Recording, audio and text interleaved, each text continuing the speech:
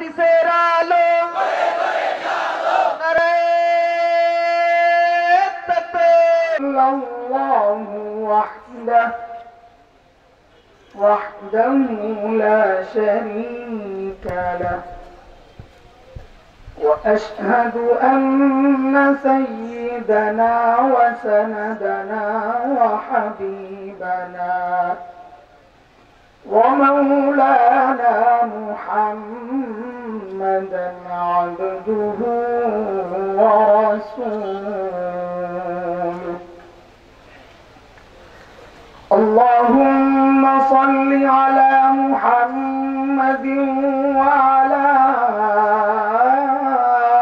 آل محمد كما صليت على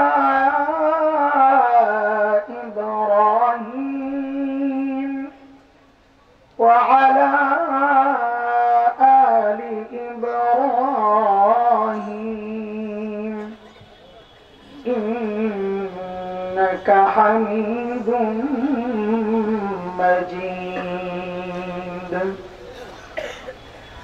اللهم بارك على محمد وعلى آل محمد كما باركت على إبراهيم وعلى آل إبراهيم إنك حميد مجيد أما بعد فأعوذ بالله من الشيطان الرجيم بسم الله الرحمن الرحيم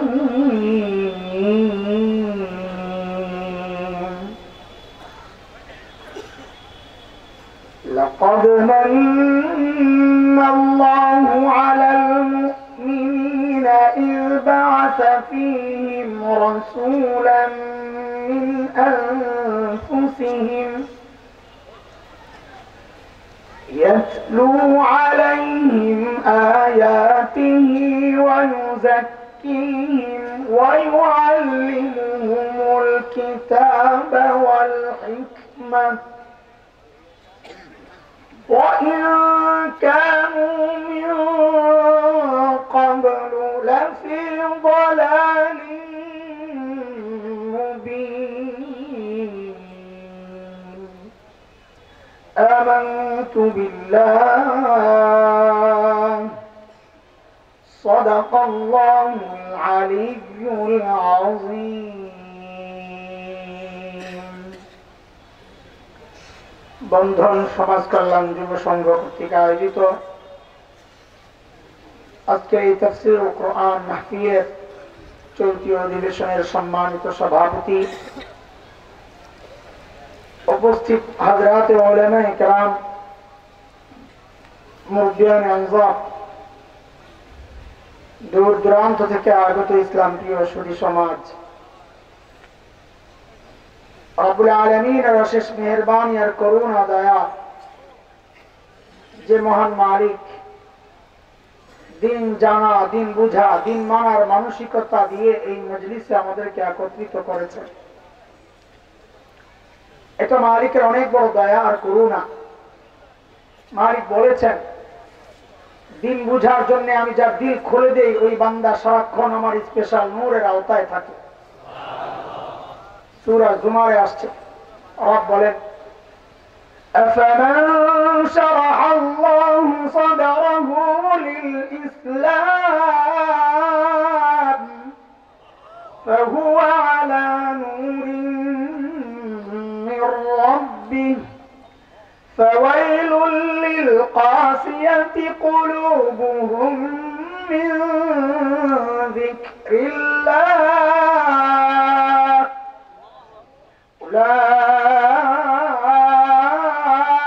أولئك في ضلال মুবিন।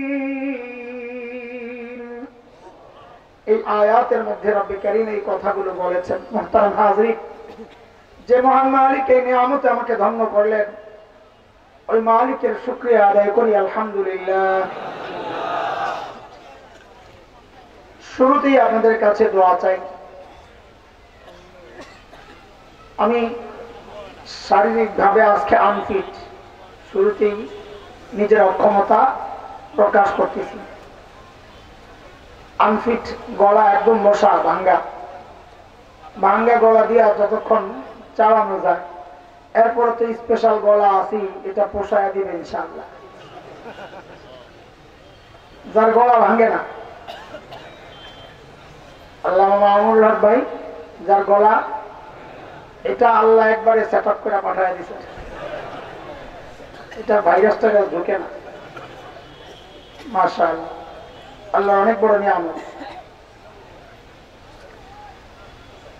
এটা হচ্ছে প্রথম কথা। 2 নম্বর কথা, এনবিলে আমার নামের শুরুতে আছে শেখুল হাদিস আল্লামা। এই দুইটা আমার গুণ দেখা তো অনেকে মনে করতে পারে অনেক বড় হুজুর। এই দুইটা বিষয়ই সমস্যা, এর সাথে কোনটার সাথে আমার সম্পর্ক পুরোপুরি নাই।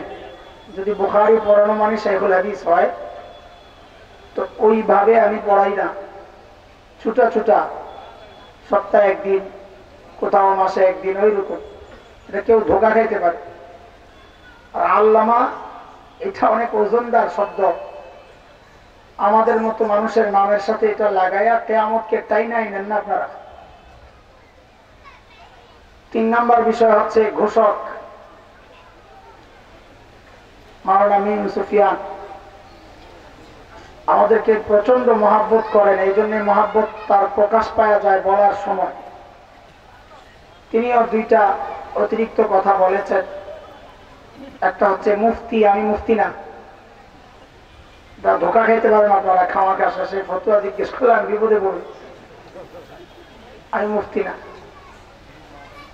চতুর্থ বিষয় হচ্ছে বলেছেন, হয়তো মুখ ফসকে বের হয়ে গেছে, খেয়াল করেন নাই, জাতীয়ভাবে একমাত্র সংগঠন রাবিতাতুল ওয়াইজিন না, আমাদের সংগঠনই একমাত্র সংগঠন না। জাতীয় সংগঠনগুলোর মধ্যে একটা সংগঠন, আরো সংগঠন আছে ওয়াইজদের। তারা এই কথা শুনলে কষ্ট পাইতে পারে। দুনিয়ায় দ্বীনের কোনো কাজ করে আমার কোনো দ্বীনি ভাইকে আমরা কষ্ট দিতে চাই না। তো এই বিষয়গুলো যেন ভুল বুঝাবুঝি না হয়, আমি ভেঙে দিলাম। আমি যে আয়াতে কারিমা তিলাওয়াত করেছি, এই আয়াতের উপর আল্লাহ যদি তৌফিক দেন, কোন মাস চলে এখন? রবিউল আউয়াল। মিলাদ পড়ছেন যদি একটা, কিসমতে পড়ছেনি ভাগে জিলাপি? হ্যাঁ, জিলাপিও নাই, মিলাদও নাই। ও মাশাআল্লাহ। তো যেটা দরকার আজকে ওই বিষয়ে কথা হবে ইনশাআল্লাহ। আল্লাহ সুবহানাহু ওয়া তাআলা আমাদের উপর কত নিয়ামত দিয়েছেন বলেন তো? এতগুলা মানুষ কথা বললে তো আসমান জমিন কাঁপার কথা। আলহামদুলিল্লাহ, মাহফিল তো এখন খুব বাধা বাধা, এর মধ্যে এত বড় প্রোগ্রাম। এই বছরে এত বিশাল, এত লোকজনের প্রোগ্রাম এখন শুরু করি না। গেছে অনেক প্রোগ্রাম, কিন্তু তারা করতে পারে না। আলহামদুলিল্লাহ, এই গোয়াইনঘাট এর যিনি জাফলং, গোয়াইনঘাটে বসছেন, ওইটা গোয়াইনঘাট, জাফলং তো ইউনিয়ন। এই গোয়াইনঘাটের যারা প্রশাসক আছে, আমরা তাদেরকে মোবারকবাদ জানাই। এবং স্থানীয় জনপ্রতিনিধি যারা আছে, আমার আগে যিনি বক্তব্য দিয়েছেন, গত বছর এসে পাইছিলাম ওনারা আমার আগে।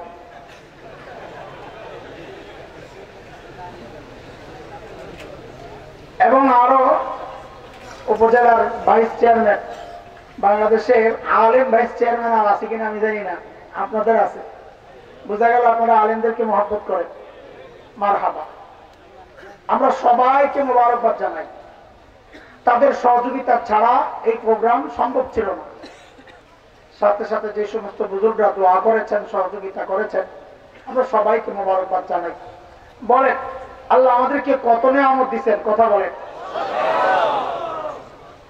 কুরআন আল কারীমের সূরা আন-নাহল, সূরা ইব্রাহিম, এই দুই সূরাতে আল্লাহ এই কথাটা বলেছেন। মালিক বলেন وَإِن تَعُدُّوا نِعْمَةَ اللَّهِ لَا تُحْصُوهَا إِنَّ الْإِنسَانَ لَظَلُومٌ كَفَّارٌ।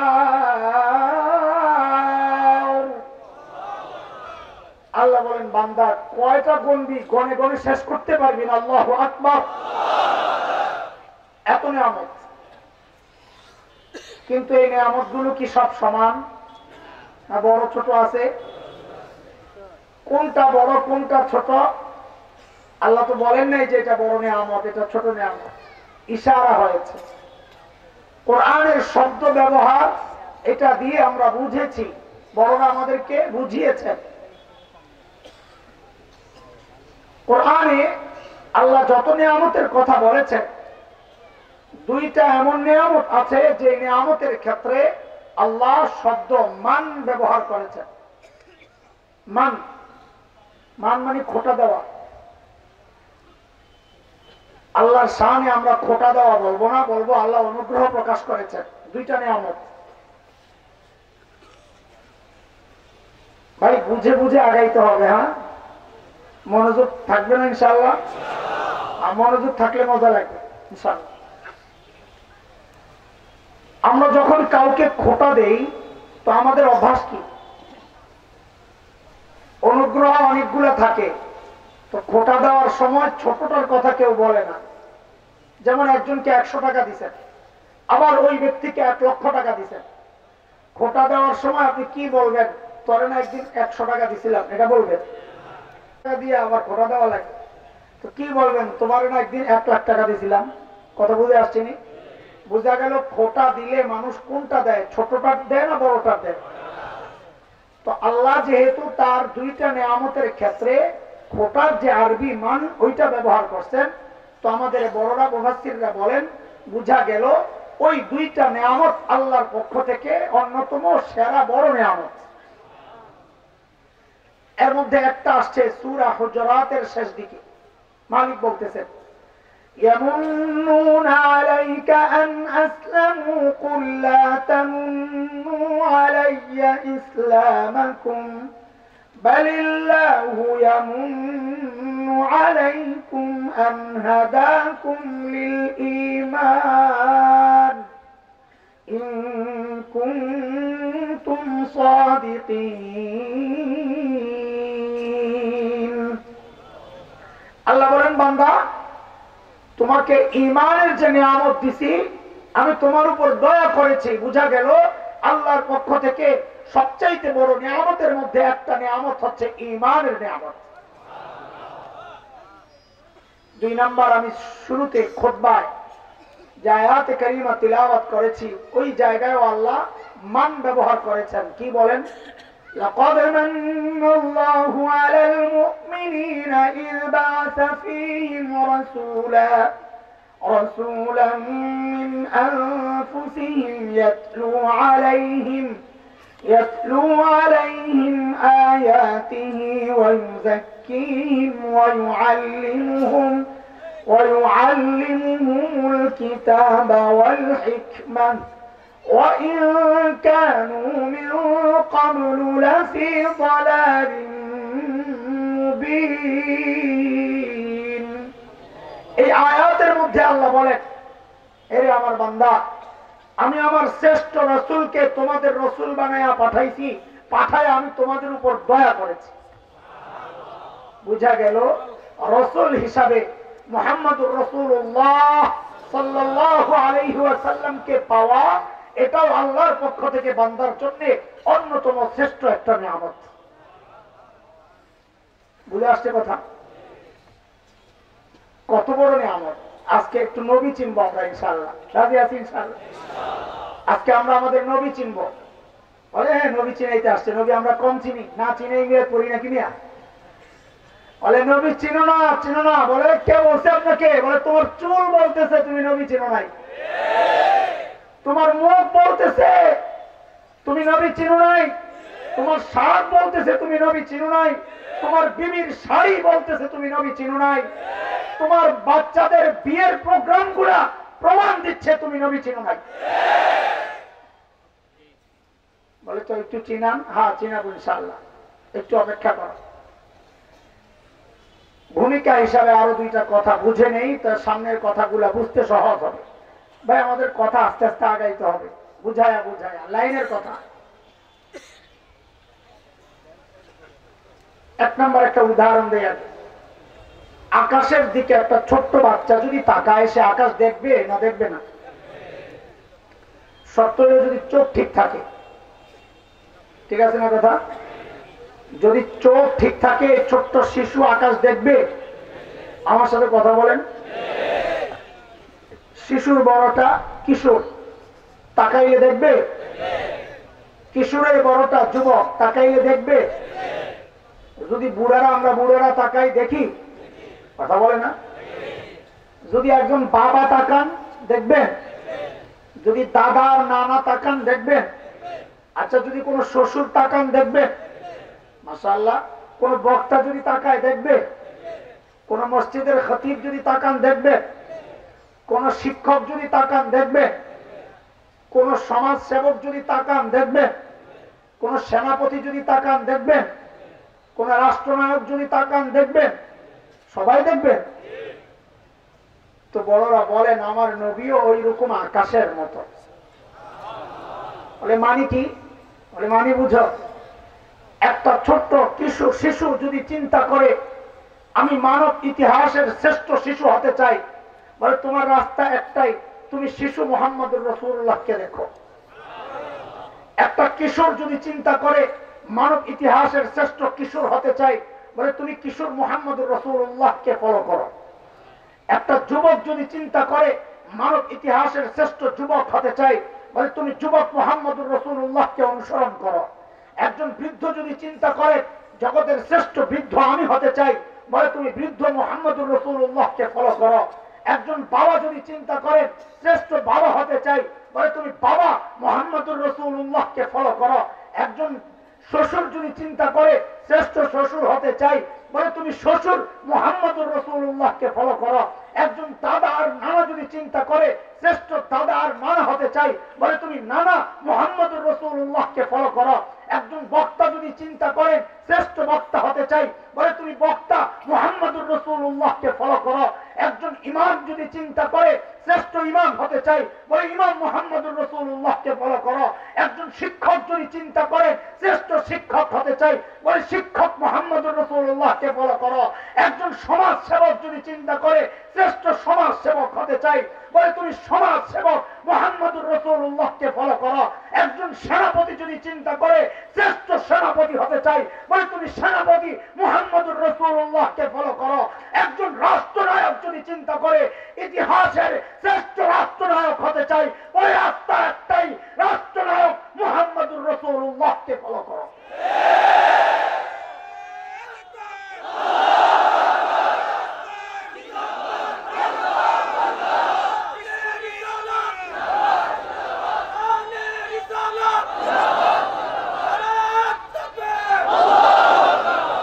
মুহতারাম হাজরিন, আকাশের দিকে যে তাকায় সেই যেমন দেখে, আমার নবীকে যে যে জায়গা থেকে ফলো করতে চায় সে ওই জায়গা থেকে ফলো কইরাই তার জায়গায় সে শ্রেষ্ঠত্বের মর্যাদা অর্জন করতে পারে।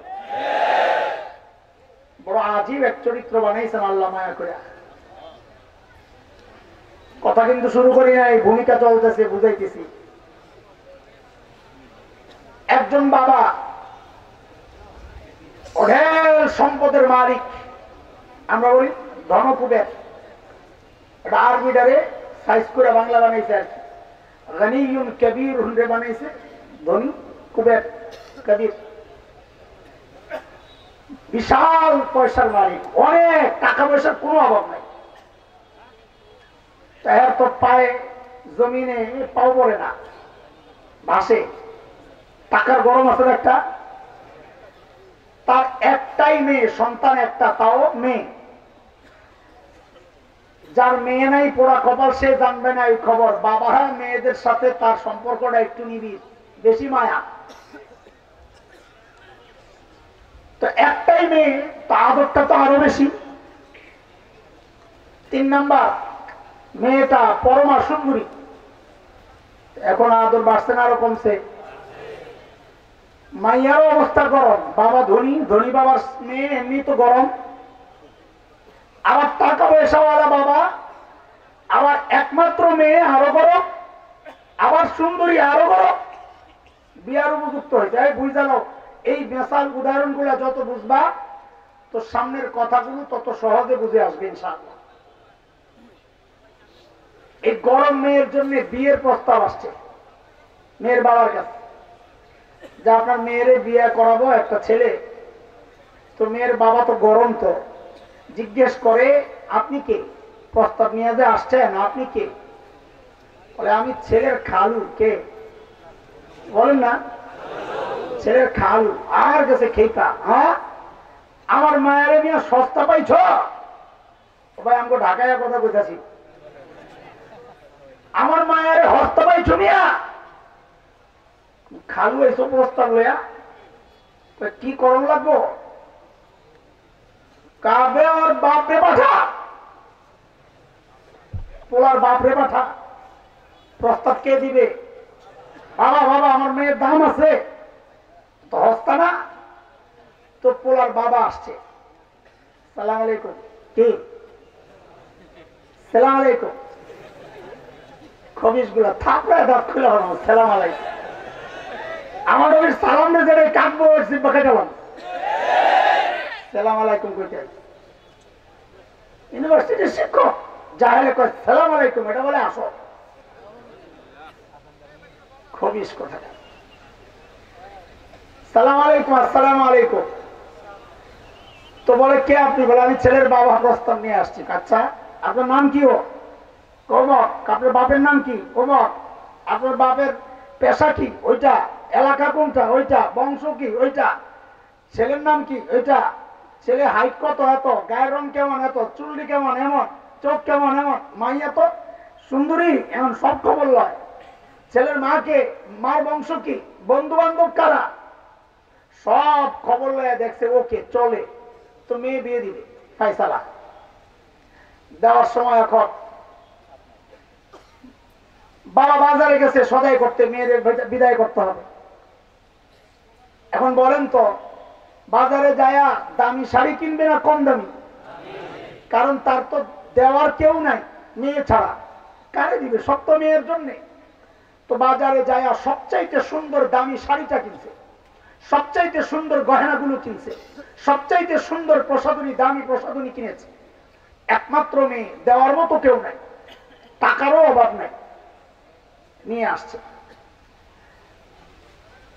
ভাই আল্লাহ তাআলা প্রিয় হাবিব সাল্লাল্লাহু আলাইহি ওয়াসাল্লামকে দুনিয়ায় পাঠানোর ক্ষেত্রে এগুলো সব খেয়াল করছেন। সাজায়া সবচাইতে সুন্দর দামি দামি জিনিস দিয়ে আমার নবীরে সাজায়া পাঠাইছে। পাঠানোর সময় আল্লাহ কয় আমি ফ্রিতে দেব না, প্রস্তাব দেওয়া লাগবে আমার কাছে। ফ্রি জিনিসের দাম নাই, আমার নবীকে আমি ফ্রিতে দিব না। বলে কেমনি দিবেন? বলে প্রস্তাব দেওয়া লাগবে। কয় দিলাম। হ্যাঁ, যেতে দিলে হবে না, পোলার বাপ দেওয়া লাগবে। প্রস্তাব কে দেওয়া লাগবে? ছেলের বাবা প্রস্তাব দেওয়া লাগবে। ছেলের বাবাকে মিল্লাতা আবিকুম ইব্রাহিম হুয়া সাম্মাকুমুল মুসলিমিন। এই কোনায় কথা নাই, চুপচাপ দাঁড়ায় দাঁড়ায় ধাক্কা দাও, কথা ছাড়া। কথা কয়ে ধাক্কা দেওয়া যাবে না। দুইটা হাত একটা জিব্বা, ওটা কাজে লাগালে দুই হাতে লাগা, জিব্বা একা কি করবে? বোকা না। দিকে দিকে প্রস্তাব কে দিবে? কার দিতে বলছে আল্লাহ? বাবা, বাবা প্রস্তাব দেওয়া লাগবে, আমার নবীর দাম আছে। হালকা কেউ প্রস্তাব দিলে আমি পাঠাবো না, দিব না। খালু মালু চলবে না।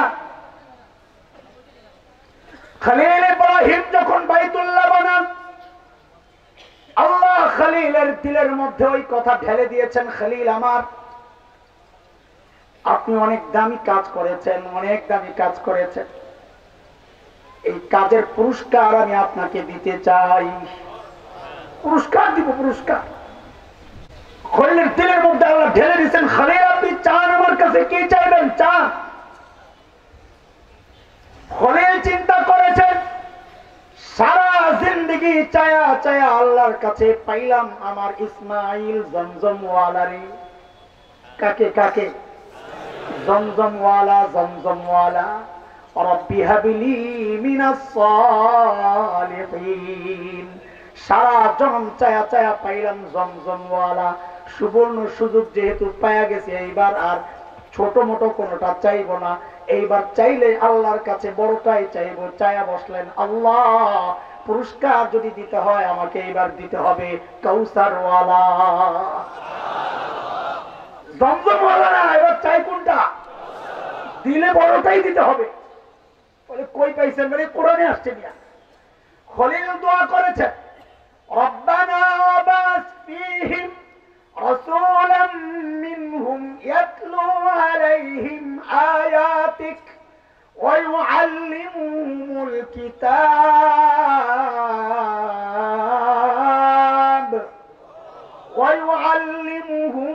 কিতাব ওয়াল হিকমাতা ওয়া ইউযাক্কিহিম ইন্নাকা আনতাল আজিজুল হাকীম। আল্লাহ আমি বাইতুল্লাহ বানালাম, এই বাইতুল্লাহকে আবাদ করার জন্য এমন একজন রাসূল আপনি পাঠান, যিনি কিছু মিশন আদায়ের মাধ্যমে, বাস্তবায়নের মাধ্যমে বাইতুল্লাহকে আবাদ করবে, যে আবাদির ঢেউ আল্লাহ গোটা দুনিয়ায় ছড়ায়া যাবে। দোয়া করছেন কে? আমি যেভাবে শিখায়া দিব এখন থেকে ওইভাবে বলবেন। দোয়া করছেন খলিলুল্লাহ। বলেন কে? দোয়া করছেন কে? আবার বলেন, দোয়া করছেন কে? পাশে কিন্তু বৈশা দিচ্ছেন আরেকজন, জাবিহুল্লাহ, নবী ইসমাইল পাশে বসা। এবার বলেন দোয়া করছেন কে? দরখাস্ত পাঠাইছেন খলিলুল্লাহ। ওই দরখাস্তের মধ্যে আমিন বইলা একটা সুপারিশ করে দিছেন জাবিহুল্লাহ। আবার বলেন মিলায়া মিলায়া মজা নিয়ে নিয়ে নবীর ইশক আর মহব্বত নিয়ে বলাও লাগবে, শোনাও লাগবে। এই দরখাস্ত পাঠাইছেন কে? সুপারিশ করলেন কে? যে অফিসে বসে বসে কারবার চলতেছে, ওই অফিসের নাম হইল বাইতুল্লাহ। অফিসের নাম কি? আবার মিলায়া মিলায়া বলেন অফিসের নাম কি? দোয়া করছেন কে? সুপারিশ করলেন কে? আল্লাহ বলেন মঞ্জুর, মঞ্জুর। খলিলুল্লাহ দোয়া করেছেন, জাবিহুল্লাহ আমিন বলেছেন, বাইতুল্লাহ বসে বসে আমি আল্লাহ মঞ্জুর করে পাঠায়া দিলাম হাবিবুল্লাহ।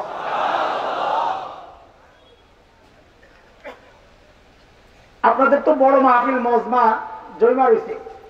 অনেক মাহফিলে গেলে দেখা যায় প্রধান বক্তা আসতে একটু লেট হইতেছে কোন কারণে। আগের বক্তা বেচারা জান বেরিয়ে যেতেছে, লম্বা সময় বয়ান করতেছে, তো মাহফিল তখন একটু এলোমেলো হয়ে যায়। কেউ একটা ইস্তেঞ্জা করতে যায়, কেউ একটু হাঁটাহাঁটি করতে যায়, প্রধান বক্তা আসলে বসবে। আবার কেউ কেউ একটু শয়তানের লেঞ্জা টানার জন্য দূরে একটু চলে যায়। যায়নি তো মাহফিল এলোমেলো। প্রধান বক্তা জৈনতা পার হইয়াই ফোন দিছে বন্ধনের সেক্রেটারি, যে ভাই আমি জৈনতা ছেড়ে দিছি কাছাকাছি। সেক্রেটারি উপস্থাপক মিম সুফিয়ান মাওলানাকে ভাই তাড়াতাড়ি যায় ঘোষণা দেন, প্রধান বক্তা আসতেছে, যেন মজমাটা আবার জমে। বুঝে আসছেনি কথা? আরে করেনি এমন। তাই সে একটা স্লোগান দেয়, লিল্লাহি তাকবীর, আল্লাহু আকবার। প্রধান বক্তার আগমন, শুভেচ্ছা বলতে আর বলেনি কথা কম। আল্লাহ বলেন আমার দোস্ত দুনিয়ায় যাবে, প্রধান বক্তা দুনিয়ায় যাবে, মজমা তো এলোমেলো হয়ে রয়েছে, আমি এমনি পাঠাবো না। বলে কি করতে হবে বলেন? ঘোষণা দেওয়া লাগবে, একজন ঘোষণা দেওয়া লাগবে যে প্রধান বক্তা আসতেছে। বলে ঘোষণা কে দিবে? বলে নবী ঈসা আপনারা দুনিয়া যাইতে চাইছিলেন আমার নবীর উম্মত হইয়া। বলে হ্যাঁ। তাইলে ঘোষণাটা আপনি দেন। কেন আমি দিব? কারণ মজমা শেষ হইলে তো আবার ঘোষক দাঁড়ায় বলে মজমা শেষ, আবার দেখা হবে, বলেনি? যেহেতু কিয়ামতের আগে মজমা শেষের ঘোষণা দেওয়া লাগবে, প্রধান বক্তার আগমনের ঘোষণা যেহেতু আপনি দিচ্ছেন, কিয়ামতের আগে আপনাকেই পাঠাবো। এই জন্য হযরতে ঈসা আবারও দুনিয়ায় আসবেন। কেন? মজমা শেষের ঘোষণা দেওয়ার জন্য। সূরা সফ আয়াত নম্বর 6 হযরতে ঈসা বললেন, وَإِذْ قَالَ عِيسَى ابْنُ مَرْيَمَ يَا بَنِي إِسْرَائِيلَ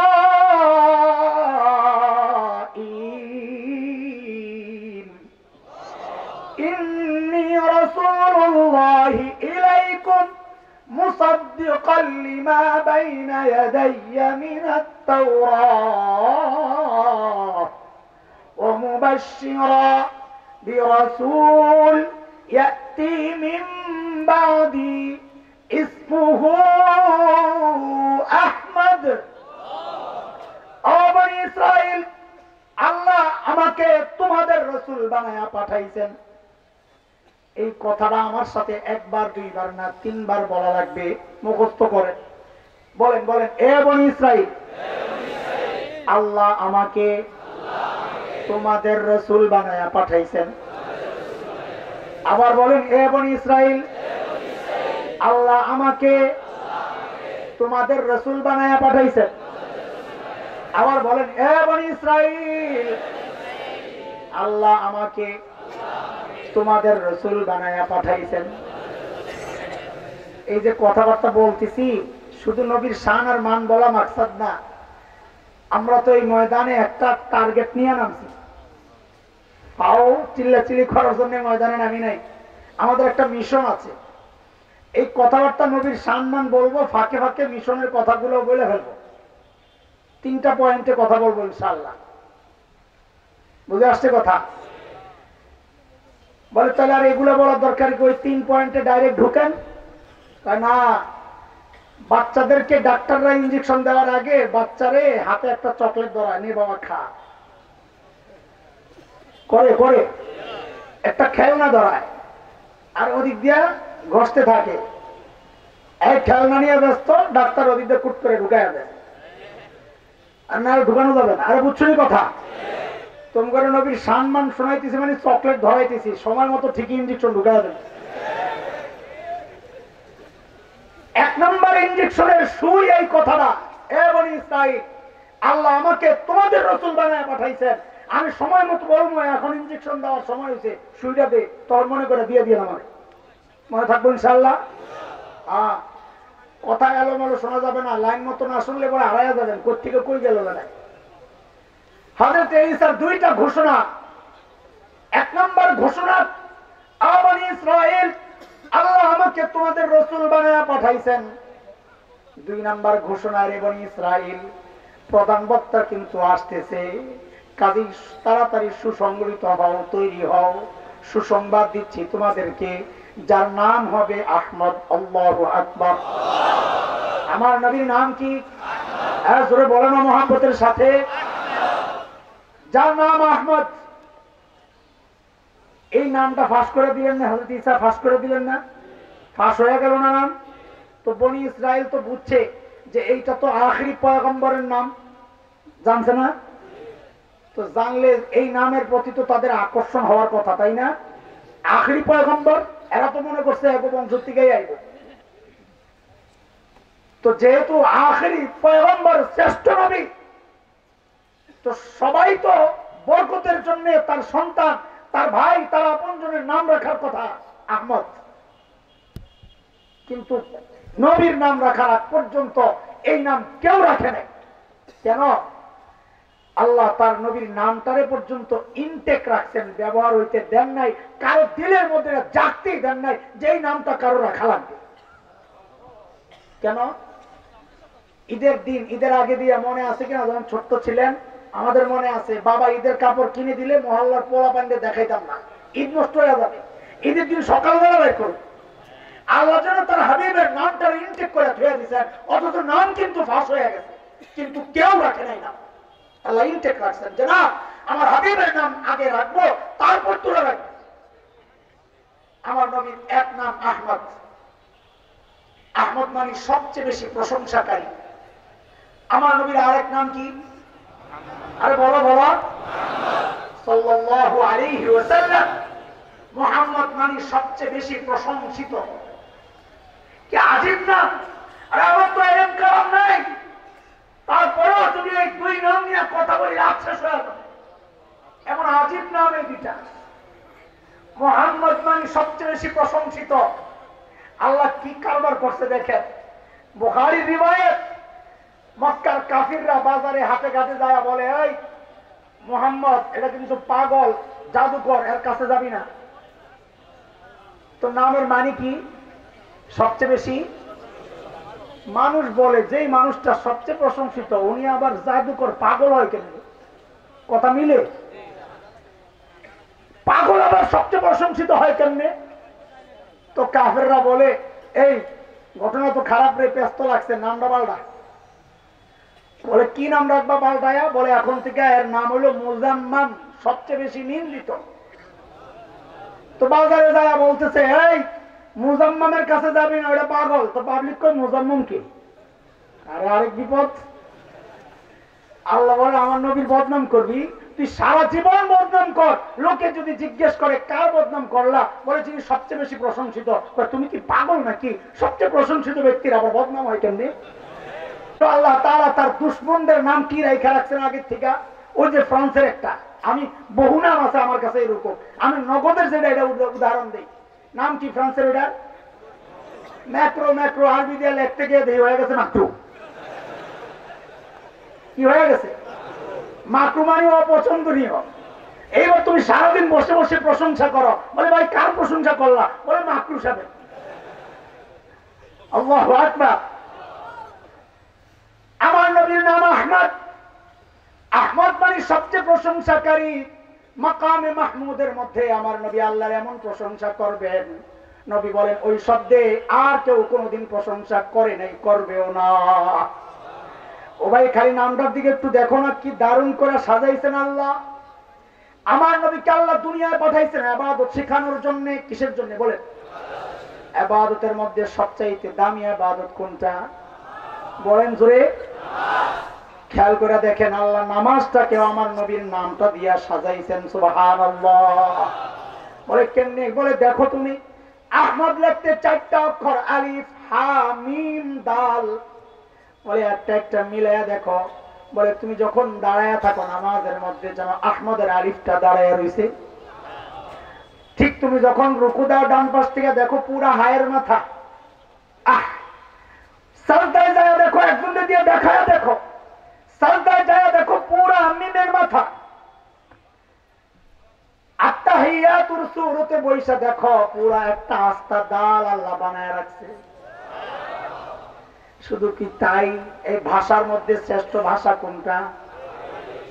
ইন্টারন্যাশনাল ভাষা কোনটা? অনেকে ইংরেজি বলে। ইংরেজি ইন্টারন্যাশনাল তার জন্য যার জগৎ খালি এই দুনিয়াটা, যে আখেরাতে বিশ্বাস করে তার জন্য ইন্টারন্যাশনাল আরবি। কেন কেন? কারণ দুই হাত মাটির নিচেই তো ইংরেজি চলবে না। তোমার কবরে গেলে জিজ্ঞেস করবে না কি হোয়ার ইউ, কি জিজ্ঞেস করবে? মার রাব্বুকা। এটা চায়না ভাষা, কথা কয় না। আমার আরবি ভাষা মাটির নিচে চলে, মাটির উপরেও চলে, আসমানের উপরেও চলে, জান্নাতেও চলবে ইনশাআল্লাহ। কোরআনের ভাষা আল্লাহ দেখো কি করছেন, ওই ভাষাটাকে পর্যন্ত আল্লাহ নবীর নামের একটা একটা অক্ষর দিয়া সাজাইছেন। বলে কেমনে? বলে তুমি আলিফ থেকে ইয়া পর্যন্ত একটু লক্ষ্য করে তাকায়া দেখো।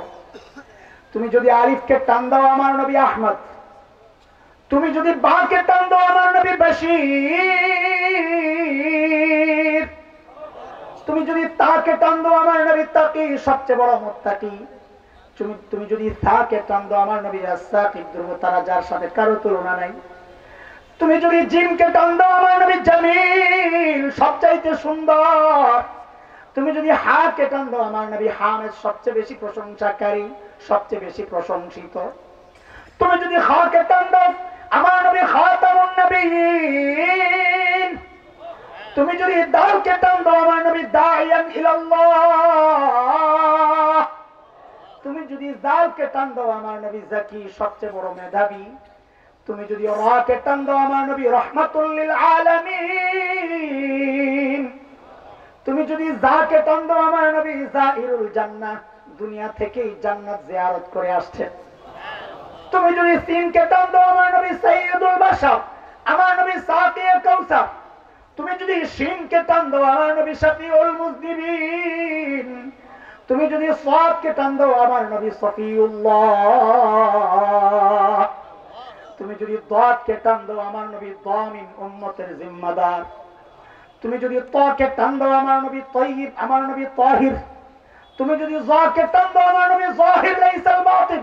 বেদাতীরা বলে নবী গায়েব জানে, হাজির নাজির না, নবী খালি জাহির। যতদিন সামনে ছিল ততদিনই। তুমি যদি আইনকে টান দাও আমার নবী আব্দুল্লাহ। তুমি যদি গায়নকে টান দাও গুয়ুর মানে আত্মমর্যাদা। নবী বলেছেন আগিয়ারু মিনকুম, তোমাদের মধ্যে সবচেয়ে বড় আত্মমর্যাদাশীল আমি।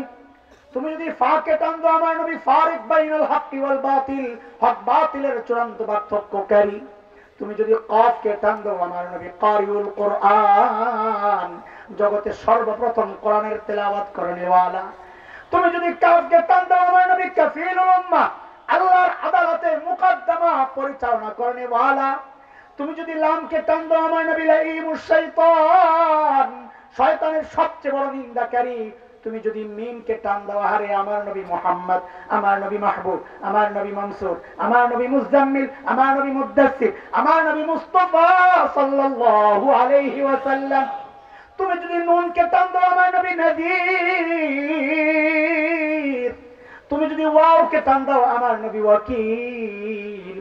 তুমি যদি হাকে টান দাও আমার নবী হাদি লিল আলম, গোটা দুনিয়ার মানুষকে হেদায়েত করেনেওয়ালা। তুমি যদি হামজাকে টান দাও আমার নবী আল আমিন। তুমি যদি ইয়াকে টান দাও আহারে মালিক কত মায়া করে ডাক দিয়েছেন ইয়াসিন।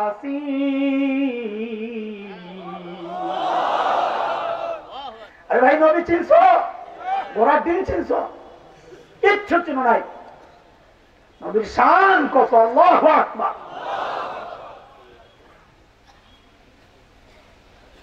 আল্লাহ তাআলা যখন নবীকে দুনিয়ায় পাঠান, দেখছেন কার ঘরে পাঠাইবেন। ওই যে জিজ্ঞেস করছে আপনার বাপকে, দাদার নাম কি, দাদার পেশা কি, বংশ কি, কয় নাকি? আমার বাপ ঠিক আছে। বলে আমার বাপের অনেক ছেলে, কিন্তু আমার বাপের সব ছেলেগো নামগুলা বেশি সুবিধার না। বলে কি নাম শুনি? বলে আব্দুল মুত্তালিবের এক ছেলে আব্দুল উজ্জা, আব্দুল শামস, আব্দুল হারেস, নওফল, হামজা, আব্বাস।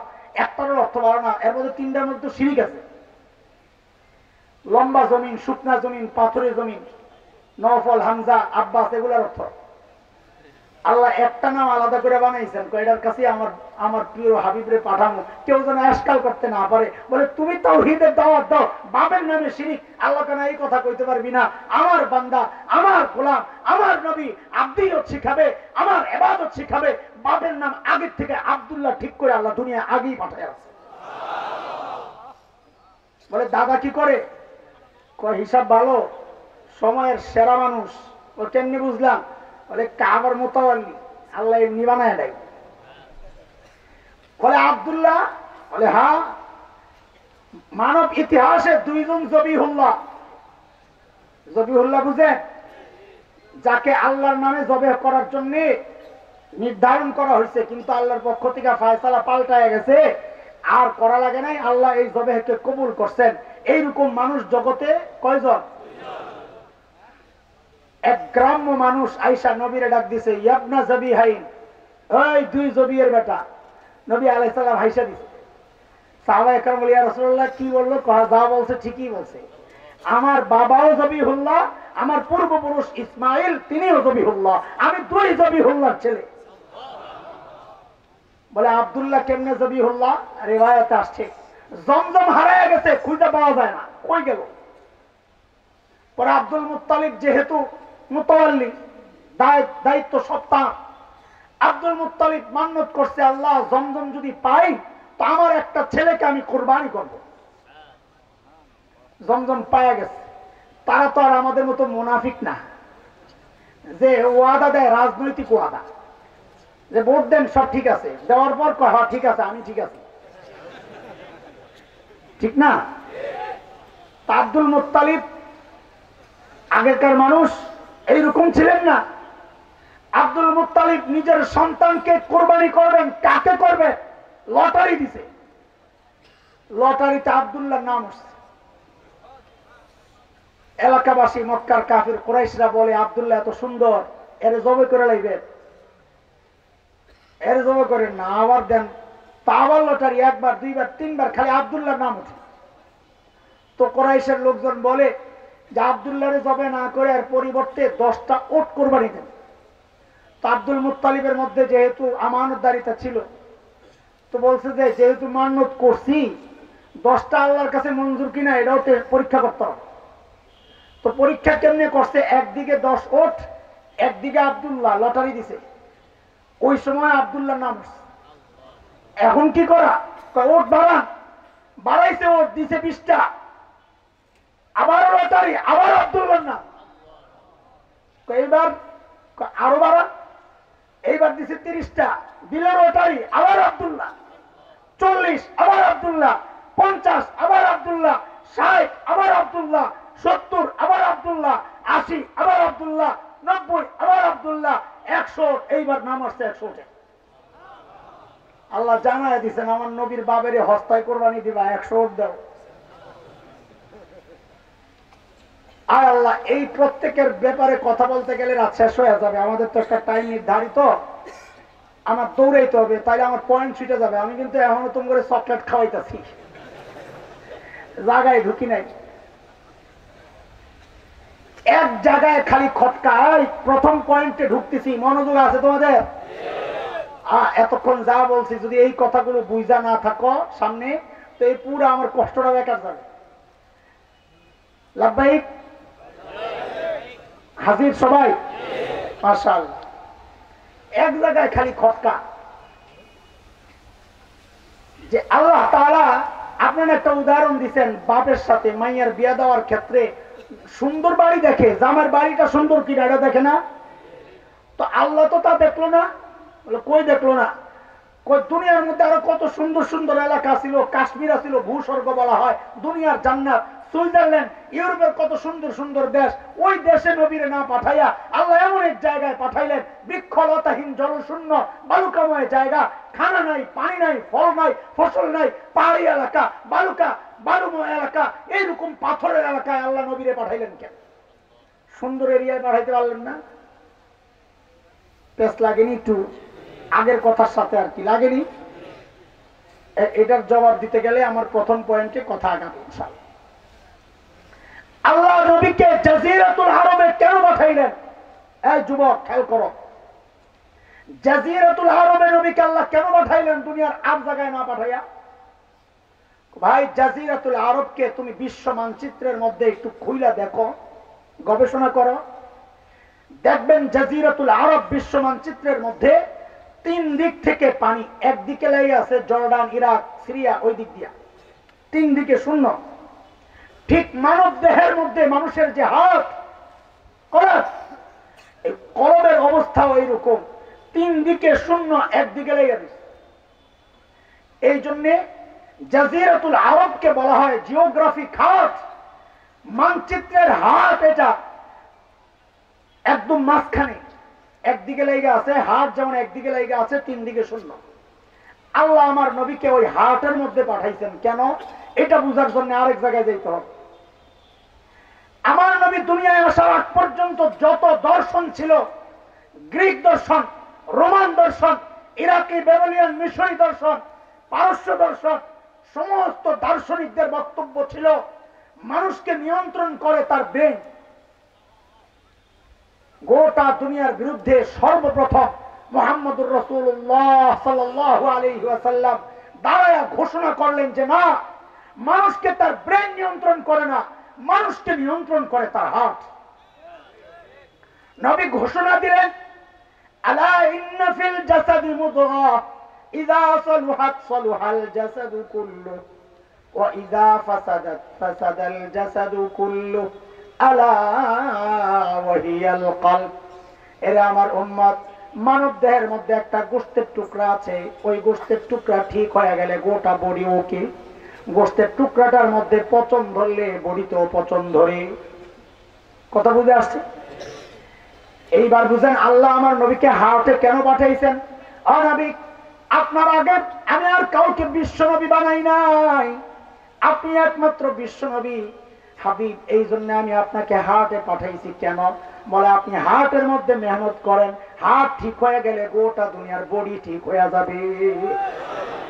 আজকের দুনিয়ার বাস্তবতা, ওই আরব বিশ্ব হার্টের মধ্যে পচন ধরছে, এই জন্য গোটা দুনিয়ার মুসলমান মেরকায়।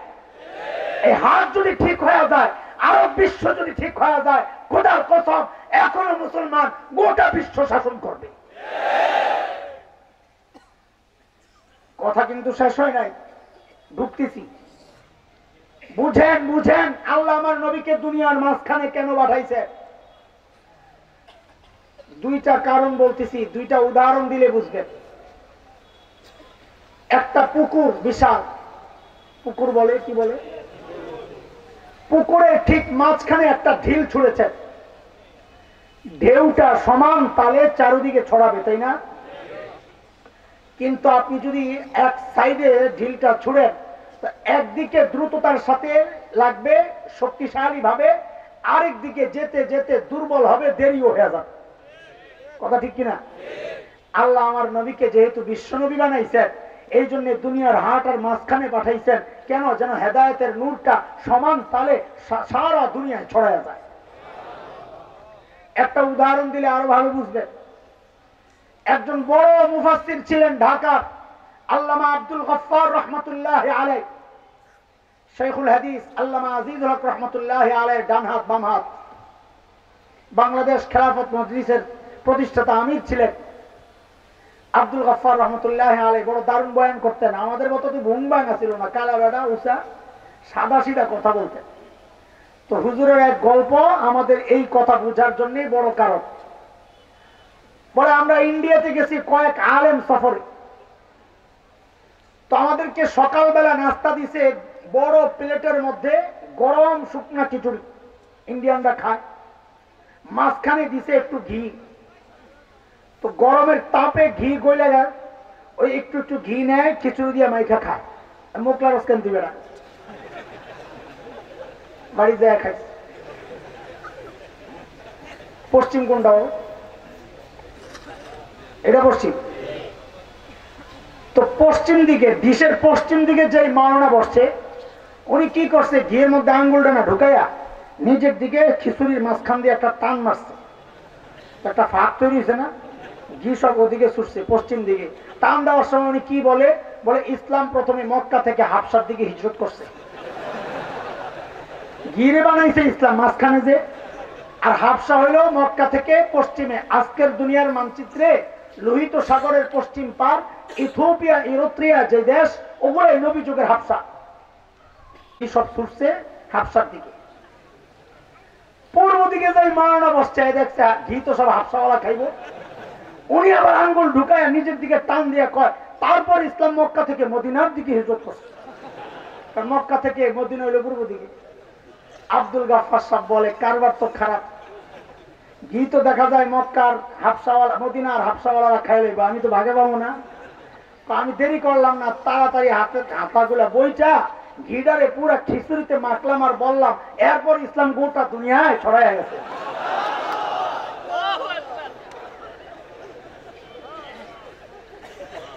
এইবার বুঝে আসছে আল্লাহ ইসলামের মাঝখানে কেন পাঠাইছে, যেন ঘিয়ের ভাগ সবাই পায়। আরে বুঝছুনি কথা? আমি কিন্তু পয়েন্টে ঢুকি নাই, বুঝাইয়া বুঝাইয়া আগাইতেছি। এইবার বুঝো, এ জুয়ান পোলাপান, তোদের জন্য এই কথাগুলা বেশি দরকার। কারণ পিঠা যখন দিবে বুড়া করে ছেড়ে দিবে, পিটাইলে তরে পিটাইব আর আমারে পিটাইব লিডার হিসাবে। আমরা যখন দারুল দেওবন্দে পড়ি 97, তখন খুব গন্ডগোল, ধরপাকড় চলতেছে। তো আমাদের সাথে লাল রঙের এক সাথী ছিল, ইয়া মোটা কালো একদম আফ্রিকান মাগুর, ওই জায়গায় ছাদে ঘুমায়। তা আমি বলি, মাহমুদ ভাই আপনি ছাদে ঘুমান কেন? তা আমি তো তখন ছিলাম একটা চিকনা চাকনা হ্যাংলা পাতলা।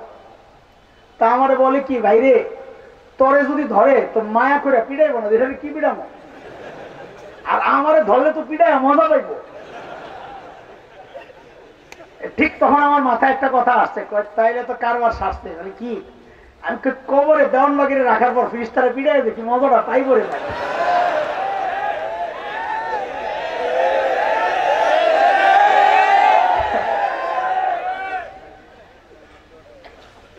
আয় আল্লাহ, বাংলাদেশের আকাশে শকুনের আনাগোনা পরিলক্ষিত হচ্ছে।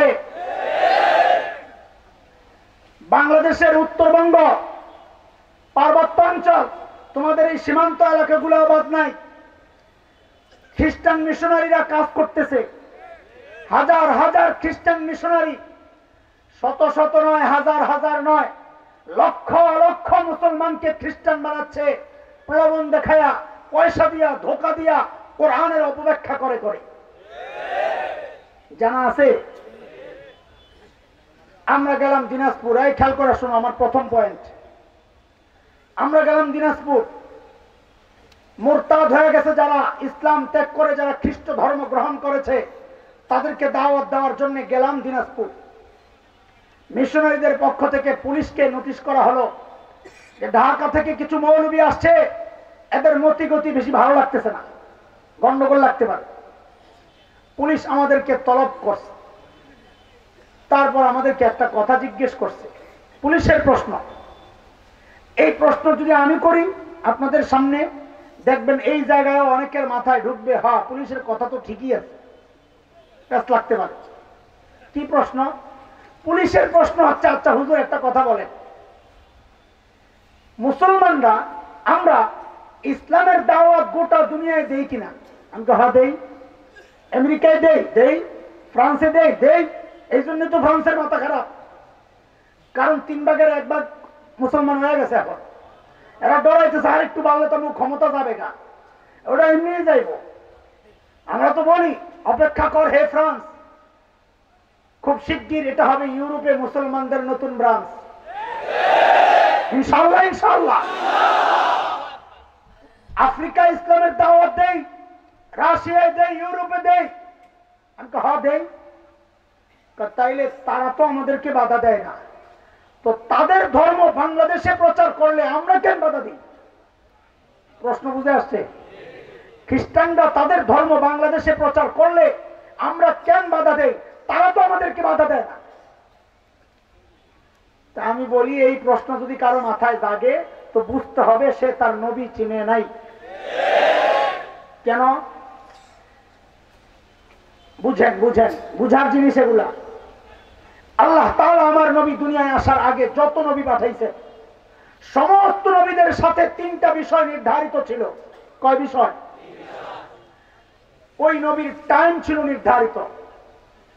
আমাদের নবীর কোন টাইম নির্ধারিত নাই, তিনি কিয়ামত পর্যন্ত নবী। ওই নবীর এলাকা ছিল নির্ধারিত। আমাদের নবী বিশ্ব নবী, তার কোন এলাকা নির্ধারিত নাই। তিনি আমেরিকার নবী, তিনি রাশিয়ার নবী, তিনি ইউরোপের নবী, তিনি অস্ট্রেলিয়ার নবী। সমস্ত নবীদের কম ছিল নির্ধারিত। প্রমাণ ওই যে শুই রেখে আসছি পিছনে, মনে আসেনি? কি মুখস্থ করেছিলাম? হযরত ঈসা কি বলছে? ও বনি ইসরাইল, আল্লাহ আমারে কাদের রাসূল বানায় পাঠাইছে? তোমাদের রাসূল বানায় পাঠাইছেন। বুঝা গেল হযরত ঈসাকে আল্লাহ দুনিয়ার সব কওমের জন্য পাঠান নাই, তার কওম নির্ধারিত, সেটা ছিল খালি বনি ইসরাইল। বুঝে আসছে কথা? এইবার বুঝেন, তারা আমাদের দেশে দাওয়াত দিলে সমস্যা কি বলে, এটা বুঝার আগে আরেকটা উদাহরণ বুঝেন। আপনাদের এই এলাকার বর্তমান এমপি সাহেবকে ইমরান আহমদ, সিলেট শহরে এমপি ছিলেন সাইফুর রহমান সাহেব, শহরের সদর। সাইফুর রহমান সাহেব আসেননি? আল্লাহ তার ভুলগুলো মাফ করে জান্নাত দান করে। তিনি তো এখন এমপি না। আরে কথা বলে, এই এলাকার তো এমপি ছিলেন না? ছিলেন? এই এলাকার এমপি ছিলেন? একবার ছিলেন। তাহলে ওনারা দিয়ে উদাহরণ দিব না। আরেক থানা, আরেক আসন বলেন যে মারা গেছে, এমন একজন এমপির নাম বলেন। আব্দুল সামাদ আজাদ না? আচ্ছা, সাইফুর রহমান সাহেবটাই শুনেন, বুঝেন, খেয়াল করেন। তিনি যায়া ওই পাশের আরেক আসন, কোম্পানিগঞ্জ, আলাদা আসন না এক আসন? এখন এক তো ধরেন ছাতক গেছে, ছাতক সাইফুর রহমান সাহেবের কিছু সমর্থক ছাতক পয়েন্টে যায় একটা অফিস বানাইছে। ওইটা কার আসন? মানিক সাহেবের। ওই মানিক সাহেবের আসনে যায় একটা অফিস করছে। হ্যাঁ মুসলমান, ভালো করে মনোযোগ দাও। অফিসের মধ্যে সাইনবোর্ড লাগাইছে এমপি সাহেবের অফিস। কি লেখছে? এমপি সাহেবের অফিস। মানিক সাহেবের লোকজন এসে জিজ্ঞেস করতেছে, এই এটা কোন এমপির অফিস রে বেটা, আমরা চিনি না। এটা সাইফুর রহমান সাহেবের, এমপি সাহেবের অফিস। তারা ভুল করলো কয়টা? দুইটা। কয়টা? এক নম্বর ভুল, সাইফুর রহমান সাহেব তো এখন এমপি না, কিন্তু মারা গেছে। দুই নম্বর ভুল, এটা তো সাইফুর রহমান সাহেবের আসনও না।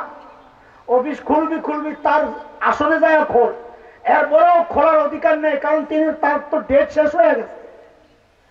পিঠা খাইবনি, মানিক সাহেবের লোকজন পিঠা দিবনি। এই পিঠা দেওয়াটা ঠিক আছে তো নাকি? ঠিক আছে? আরে বুঝতে বলো ঠিক আছে। এইবার বুঝো, বাংলাদেশে খ্রিস্টানরা আইসা তাদের দিনের দাওয়াত কেন দিতে পারবে না? কেন? তো দুই অপরাধের কারণে পিঠা লাগাইছো। তাদের অপরাধ তো তিনটা। এক নম্বর অপরাধ হইল তাদের নবীর ডেট এক্সপায়ার হয়ে গেছে। কয় বছর আগে? 2000 বছর আগে। কয় বছর আগে? 2000 বছর আগে ডেট এক্সপায়ার। ওই ডেট এক্সপায়ার হওয়া ধর্মের প্রচার, বাসি গান্দা, ওই দিনের প্রচার এই দেশে চলবে না। দুই নম্বর সমস্যা কি? বলে হযরত ঈসাকে আল্লাহ দুনিয়ার সব কওমের জন্য পাঠান নাই, মুসলমানদের জন্য পাঠান নাই। হযরত ঈসা নিজে বলেছেন, ইয়া বনি ইসরাইল, আল্লাহ আমাকে তোমাদের রাসূল বানায়া পাঠাইছেন। তিনি তো বাংলাদেশের কওমের রাসূল হিসাবে আসেন নাই, তার কওম তো আরেকটা। বাংলাদেশে আইসা মুসলমানদেরকে তুমি কেন দাওয়াত দিতেছ? ভুল করছো দুইটা। তিন নম্বর ভুল, হযরত ঈসা তো বিশ্ব নবী না।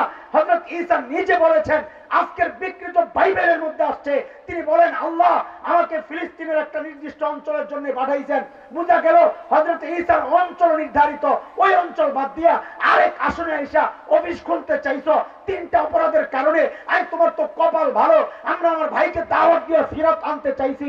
আমার তো দরকার ছিল তোমাদেরকে পিটায়া পিটায়া এই জমিন থেকে উৎখাত করা।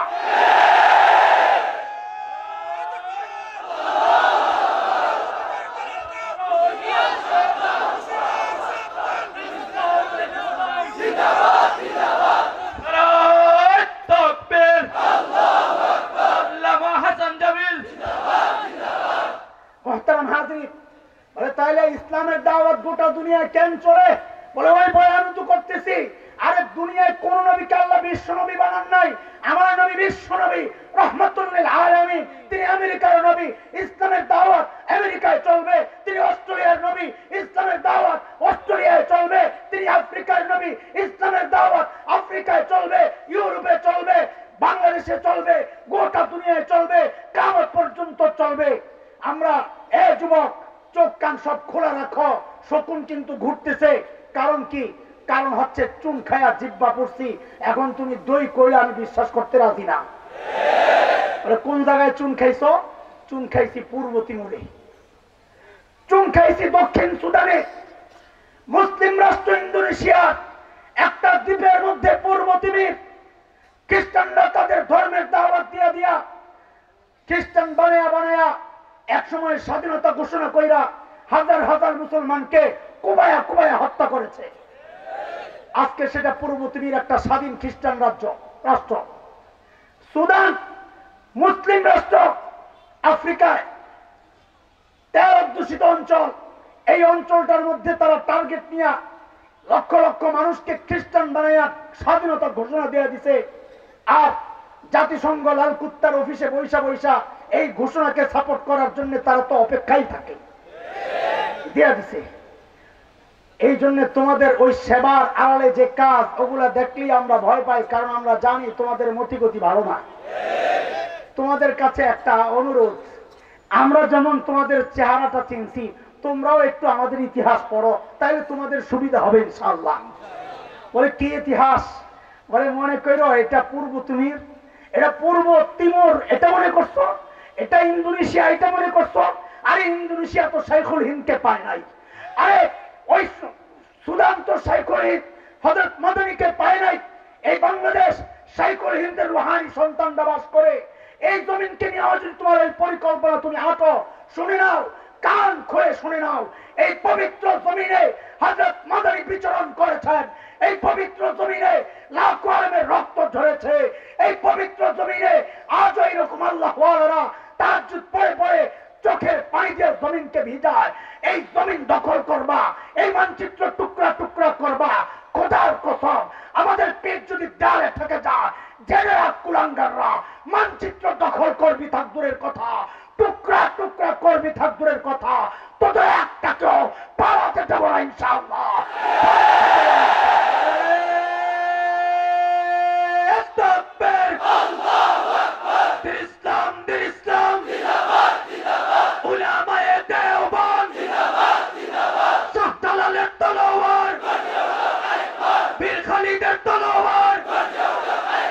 মুসলমানের শত্রুরা, বিশ্ব নবীর শত্রুরা, ইহুদিদের দালালরা, খ্রিস্টানদের দালালরা, নারায়ে তাকবীর। মুহতারাম হাজরিন, বেশি লম্বা হয়ে যাচ্ছে, আমার পয়েন্ট রয়ে গেছে দুইটা, তো একটু সংক্ষেপে ঢুকে যাই। আমি আমার নবীর বরকত একটু শোনাইতে চাই। আল্লাহ আমার নবীর সাথে কি বরকত পাঠাইছেন। আহা, নবী চিল্লা না। হযরতে আমিনা বলেন, আমি যখন জমজমের পাশে যাই পানি উঠানোর জন্য, আমি লক্ষ্য করেছি জমজমের পানিগুলা নিচের থেকে উপরের দিকে উঠে যায়। মক্কার মেয়েরা বলে, আমিনা তুমি যাইও না, একটু দাঁড়ায় থাকো, তুমি চলে গেলে তোর পানি নিচে জায়গা, আমাদের পানি উঠাইতে কষ্ট হয়। হযরত হালিমাতুস সাদিয়া রাদিয়াল্লাহু আনহা, এ মুসলমান, আমি আমার দ্বিতীয় পয়েন্টে দ্রুত ঢুকতেছি, একটু খেয়াল করো। হযরত হালিমা বলেন, আমি যখন তায়েফ থেকে রওনা করেছি, আমার বাহন তো দুর্বল, গরিব মানুষ, সবার বাহন আগে আগে চলে যায়, আমারটা পেছনে পেছনে। মক্কায় যখন পৌঁছি, যা দেখি সব ধরি ঘরের ছেলেগুলো বাট হয়ে গেছে, একটা বাচ্চাই শুধু রয়ে গেছে, তিন বাচ্চা, তারে কেউ নেয় না, বাপ নাই, খরচ চালাবে কে? হযরতে হালিমা বলেন, আমি আমার স্বামীকে যায়া বললাম, খালি হাতে যাওয়ার চেয়ে ওই তিন বাচ্চাটারে নিয়ে নেই। কপাল দিয়ে খুলছে, আসল কথা ওইটা। হযরতে হালিমা বলেন, আমি যখন আমার বোন আমিনার ঘরে গেলাম, আরে বাচ্চাটার মুখের দিকে তাকায়া আর চোখ ফিরাইতে পারি না। আরে কি চাঁদের টুকরা আল্লাহ বানাইছে। দ্রুত যায়া বাচ্চাটারে বুকের সাথে জড়াইয়া নিলাম। বলে, যেই না বুকের সাথে জড়াইছি, অমনি মনে হইল যেন বাচ্চাটা আমার বুকের সাথে আঠার মতো লেগে গেছে, আর ছুটাইতে পারি না। স্বামীকে যায়া বললাম, টাকা পয়সা লাগবে না, মনে হয় যেন বড় একটা নিয়ামত পাইয়া গেছি, চলেন। মুসলমান, মনোযোগ দিয়ে কথাটা শুনো, আমার দ্বিতীয় পয়েন্টের কথা। হযরতে হালিমা বলেন, আমি যখন আমার বাহনের মধ্যে আমার বাচ্চারে, আমার কুরাইশী সন্তানকে যখন বুকের মধ্যে নিয়ে আমার বাহনে যায় বসলাম, আমার স্বামী যায় আমার সামনে উঠলো, অমনি বাহনটা বসে একদম চুপ হয়ে গেছে, লড়ে চড়ে না। বলে, গুতা দেই, লড়ে চড়ে না। হযরতে হালিমা বলেন, আমার একটু একটু সন্দেহ হইতেছিল, আগের থেকেই মনে হইতেছিল যেই মেহমান সাথে নিয়েছি, এই মেহমান কিন্তু জানতেন মেহমান না। আমার স্বামীকে বললাম, দেখি আপনি একটু নাইমা দাঁড়ান তো। যেই না আমার স্বামী বাহন থেকে নেমে দাঁড়ালো, অমনি বাহনটা লাফ দিয়ে উঠে গেল। আমার স্বামীকে বললাম, দেখি আপনি আবার একটু উঠেন। আমার স্বামী আবার একটু উঠলেন। যেই না উঠছেন, বাহন আবার ঠাস করে বসে বসছে। আমি যা বুঝার বুঝে গেছি। আমার স্বামীকে বললাম, বুঝছি আমি, আপনি পিঠ দিয়া বসলে এই বাহন কোনোদিন আর উঠবে না, আপনি দয়া করে পিছনে যায়া বসেন। হযরত হালিমা বলেন, যেই না আমার স্বামী বাহন থেকে নেমে আমাদের পিছনে যায়া বসলো, অমনি বাহনটা লাফ দিয়া দাঁড়ায় এখন সবার আগে আগে দৌড়ায়। এ মুসলমান, খেয়াল করো, খেয়াল করো।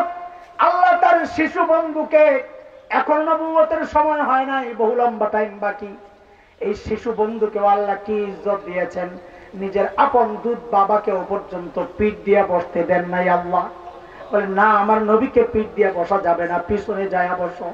অথচ দুর্ভাগ্য আর হতাশার কথা, আল্লাহর নবী মুহাম্মদুর রাসূলুল্লাহ ইজ্জত নিয়ে তোমার এই জমিনে কুলাঙ্গাররা কথা বলে, তুমি মুখের মধ্যে কষ্টিপ লাগায়া তুমি খালি মিলাদুন নবী উদযাপন করো আর জিলাপি খাও, কিন্তু নবীর ইজ্জত রক্ষায় জীবন দেওয়ার জন্য তোমাকে পাওয়া যায় না। এটা বড় কঠিন কথা।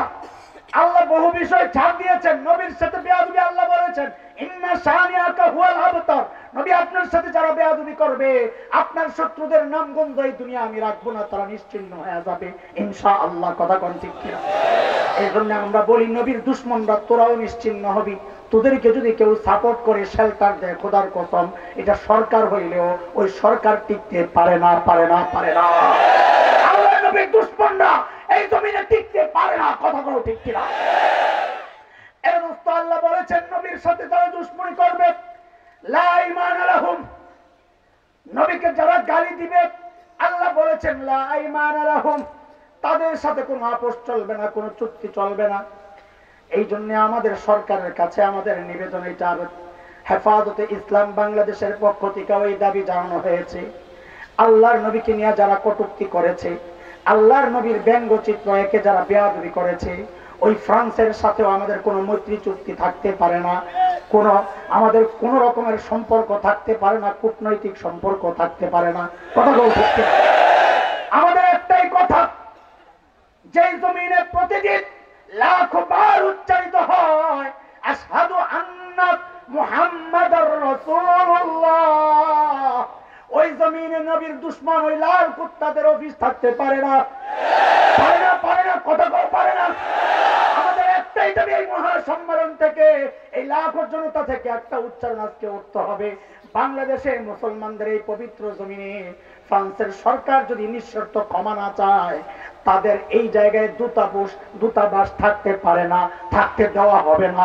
যদি সরকার ব্যবস্থা না হয়, না নেয়, ইমানদার তৌহিদ জনতা নবী প্রেমিক প্রয়োজনে একটা খুলা খুলা ফ্রান্সের দূতাবাসকে ছিন্ন বিচ্ছিন্ন টুকরা টুকরা করে দেওয়া হবে।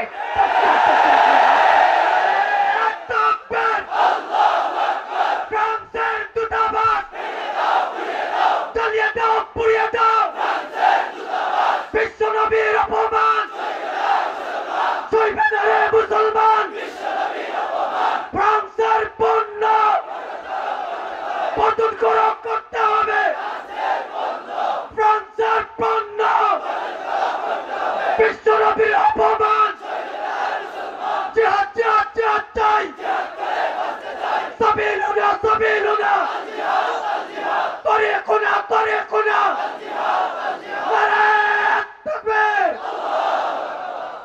জিহাদ করে মরতে চাই, বাঁচলে আর জিহাদ করে কি বলে? জিহাদ জিহাদ জিহাদ চাই। হ্যাঁ, স্লোগান পাল্টাইতে হবে, বলো জিহাদ জিহাদ জিহাদ চাই। খালি বাঁচার ধান্দা না, এই জিহাদ করবো তোমরা না, মরতে চাই। হ্যাঁ, মরলেই তো শহীদ।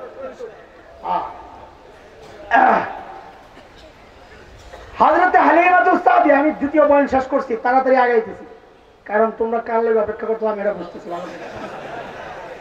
নিয়ে আসো ভাই, নিয়ে আসো। হযরতে হালিমাতুস সাদিয়া বলেন আমার বাহন আগেরটাই। কোনটা? যেটা সবার পিছনে পিছনে আসছে, এই বাহন এখন সবার আগে আগে দৌড়ায়। তায়েফের মেয়েরা বলে হালিমা এটারে কি খাওয়াইছো, কি ইঞ্জেকশন দিয়া দিলা? হযরতে হালিমা বলেন না, বাহন তো আগেরটাই, কিচ্ছু খাওয়াই নাই, এটা বাহনের কোন বরকত না, এটা আমার মেহমানের বরকত।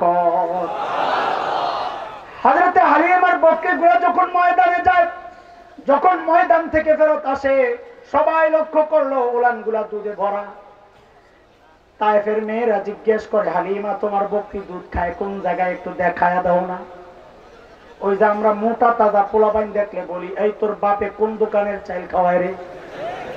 হ্যাঁ হ্যাঁ, হালিমা তোমার বকরি কোন জায়গায় ঘাস খায়, একটু দেখায় দাও। হযরতে হালিমা বলেন না না না, এটা বকরির কোনো বরকত না, এটা ঘাসেরও কোনো বরকত না, এটা আমার কুরাইশি মেহমানের বরকত। বরকত শোনাইলাম একটু। এবার আমার নবী কত সুন্দর ছিলেন এটা একটু শোনাই, তারপরে 3 নম্বর ইঞ্জেকশন। ইনশাআল্লাহ। আমার নবী কত সুন্দর ছিলেন। হ্যাঁ, ওই যে সাজায়া দেওয়ার সময় আল্লাহ চোখ দিচ্ছেন তো সেরা চোখ দিচ্ছেন, ঠোঁট দিচ্ছেন তো সুন্দর সবচাইতে ঠোঁট দিচ্ছেন, আল্লাহ কান দিচ্ছেন তো সবচেয়ে সুন্দর কান দিচ্ছেন, মাথা চুল দিচ্ছেন তো সবচাইতে সুন্দর চুল দিচ্ছেন, আরে ঘাম দিচ্ছেন তো সবচাইতে দামি ঘাম দিচ্ছেন। তোমার আমার ঘামের দুর্গন্ধে পাশে বসা যায় না, আর নবীর ঘাম থেকে মেসকো আম্বরের গ্রাম বেরিত। আম্মা জান আয়েশা রাদিয়াল্লাহু তাআলা আনহা বর্ণনায় বলেন, মিশরের মেয়েরা হযরতে ইউসুফকে দেখে দেখে নিজেদের হাতগুলা কাটছিল। কোরআনের কথা, ওয়াকাত্তানা আইদিয়াহুন ওয়াকুলনা হাশা লিল্লাহ মা হাযা বাশারা ইন হাযা ইল্লা মালাকুন কারীম। হাত কাটে আর বলে এটা তো মানুষ না, মানুষ এত সুন্দর হয় না। বলে তাইলে কি? বলে এটা অনেক দামি ফেরেশতা, সম্মানিত ফেরেশতা। আম্মা জান বলেন, মিশরের মেয়েরা যদি আমার নবীকে দেখতো তো ওই ছুরিগুলা দিয়া নিজেদের হাত কাটতো না, নিজেদের কলিজাটারে টুকরা টুকরা করে ফেলতো। টুকরা কি করে নাই হযরতে হামজা? নবী চেহারায় তাকায় কলিজা টুকরা করায় নাই? আরে হামজা তো সাহাবী ছিলেন, নবীরে দেখছেন। আমরা 1400 বছর পরে না দেখাই, এখনো লাখো জনতা তৈরি আছে নবীর ইজ্জত রক্ষায়। কই দেখেন, আমি তো বলি রে ভাই, আমার মাথা থেকে পায়ের আঙ্গুল পর্যন্ত যতটা টুকরা করতে মনে চাই তুই কর, তাও ওয়াদা দে আমার নবীরে গালি দিবি না। আসো না রাজি, আসো না? বহু বাচ্চা আছে মা বাবার কথা শুনে না, বহু বাচ্চা আছে মা বাবার কথা শুনে না, কিন্তু এর সামনে কারো মারে গালি দিলে এর কিন্তু মেজাজটা বিগড়ে যায়। বহু বাচ্চা পাওয়া যাবে দাড়ি রাখে নাই, নবীর কথা শুনে না, নবীর মতো সুরত নাই, কিন্তু যেহেতু নবী বাবা, রুহানি বাবা, গালি দিলে তার কলিজায় কিন্তু আগুন ধরে যায়, জীবন দেওয়ার জন্য প্রস্তুত থাকে। কথা বল ঠিক কিনা? কবি হাসান ইবনে সাবিত নবীর সৌন্দর্যে মুগ্ধ হইয়া চেহারার দিকে তাকায়া তাকায়া কবিতা লেখেন। আরে কি কবিতা লেখে কবি হাসান ইবনে সাবিত লেখেন, وأحسن منك لم تر قط عيني وأجمل منك لم تلد النساء خلقت مبرأ من كل عيب كأنك قد خلقت كما تشاء। আগে নবী আপনার চেহারার দিকে তাকাইলে মনে হয় এই চোখ আপনার চেয়ে সুন্দর কোনোদিন কাউকে দেখে নাই, আপনার চেয়ে সুন্দর কোনো মা কাউকে জন্ম দেয় নাই। নবী আপনার দিকে তাকাইলে মনে হয় আল্লাহ আপনাকে সমস্ত ত্রুটি মুক্ত করে দুনিয়ায় পাঠাইছেন, আপনি যেমনটা চেয়েছেন আল্লাহ আপনাকে ওই রকম করে পাঠাইয়া দিয়েছেন।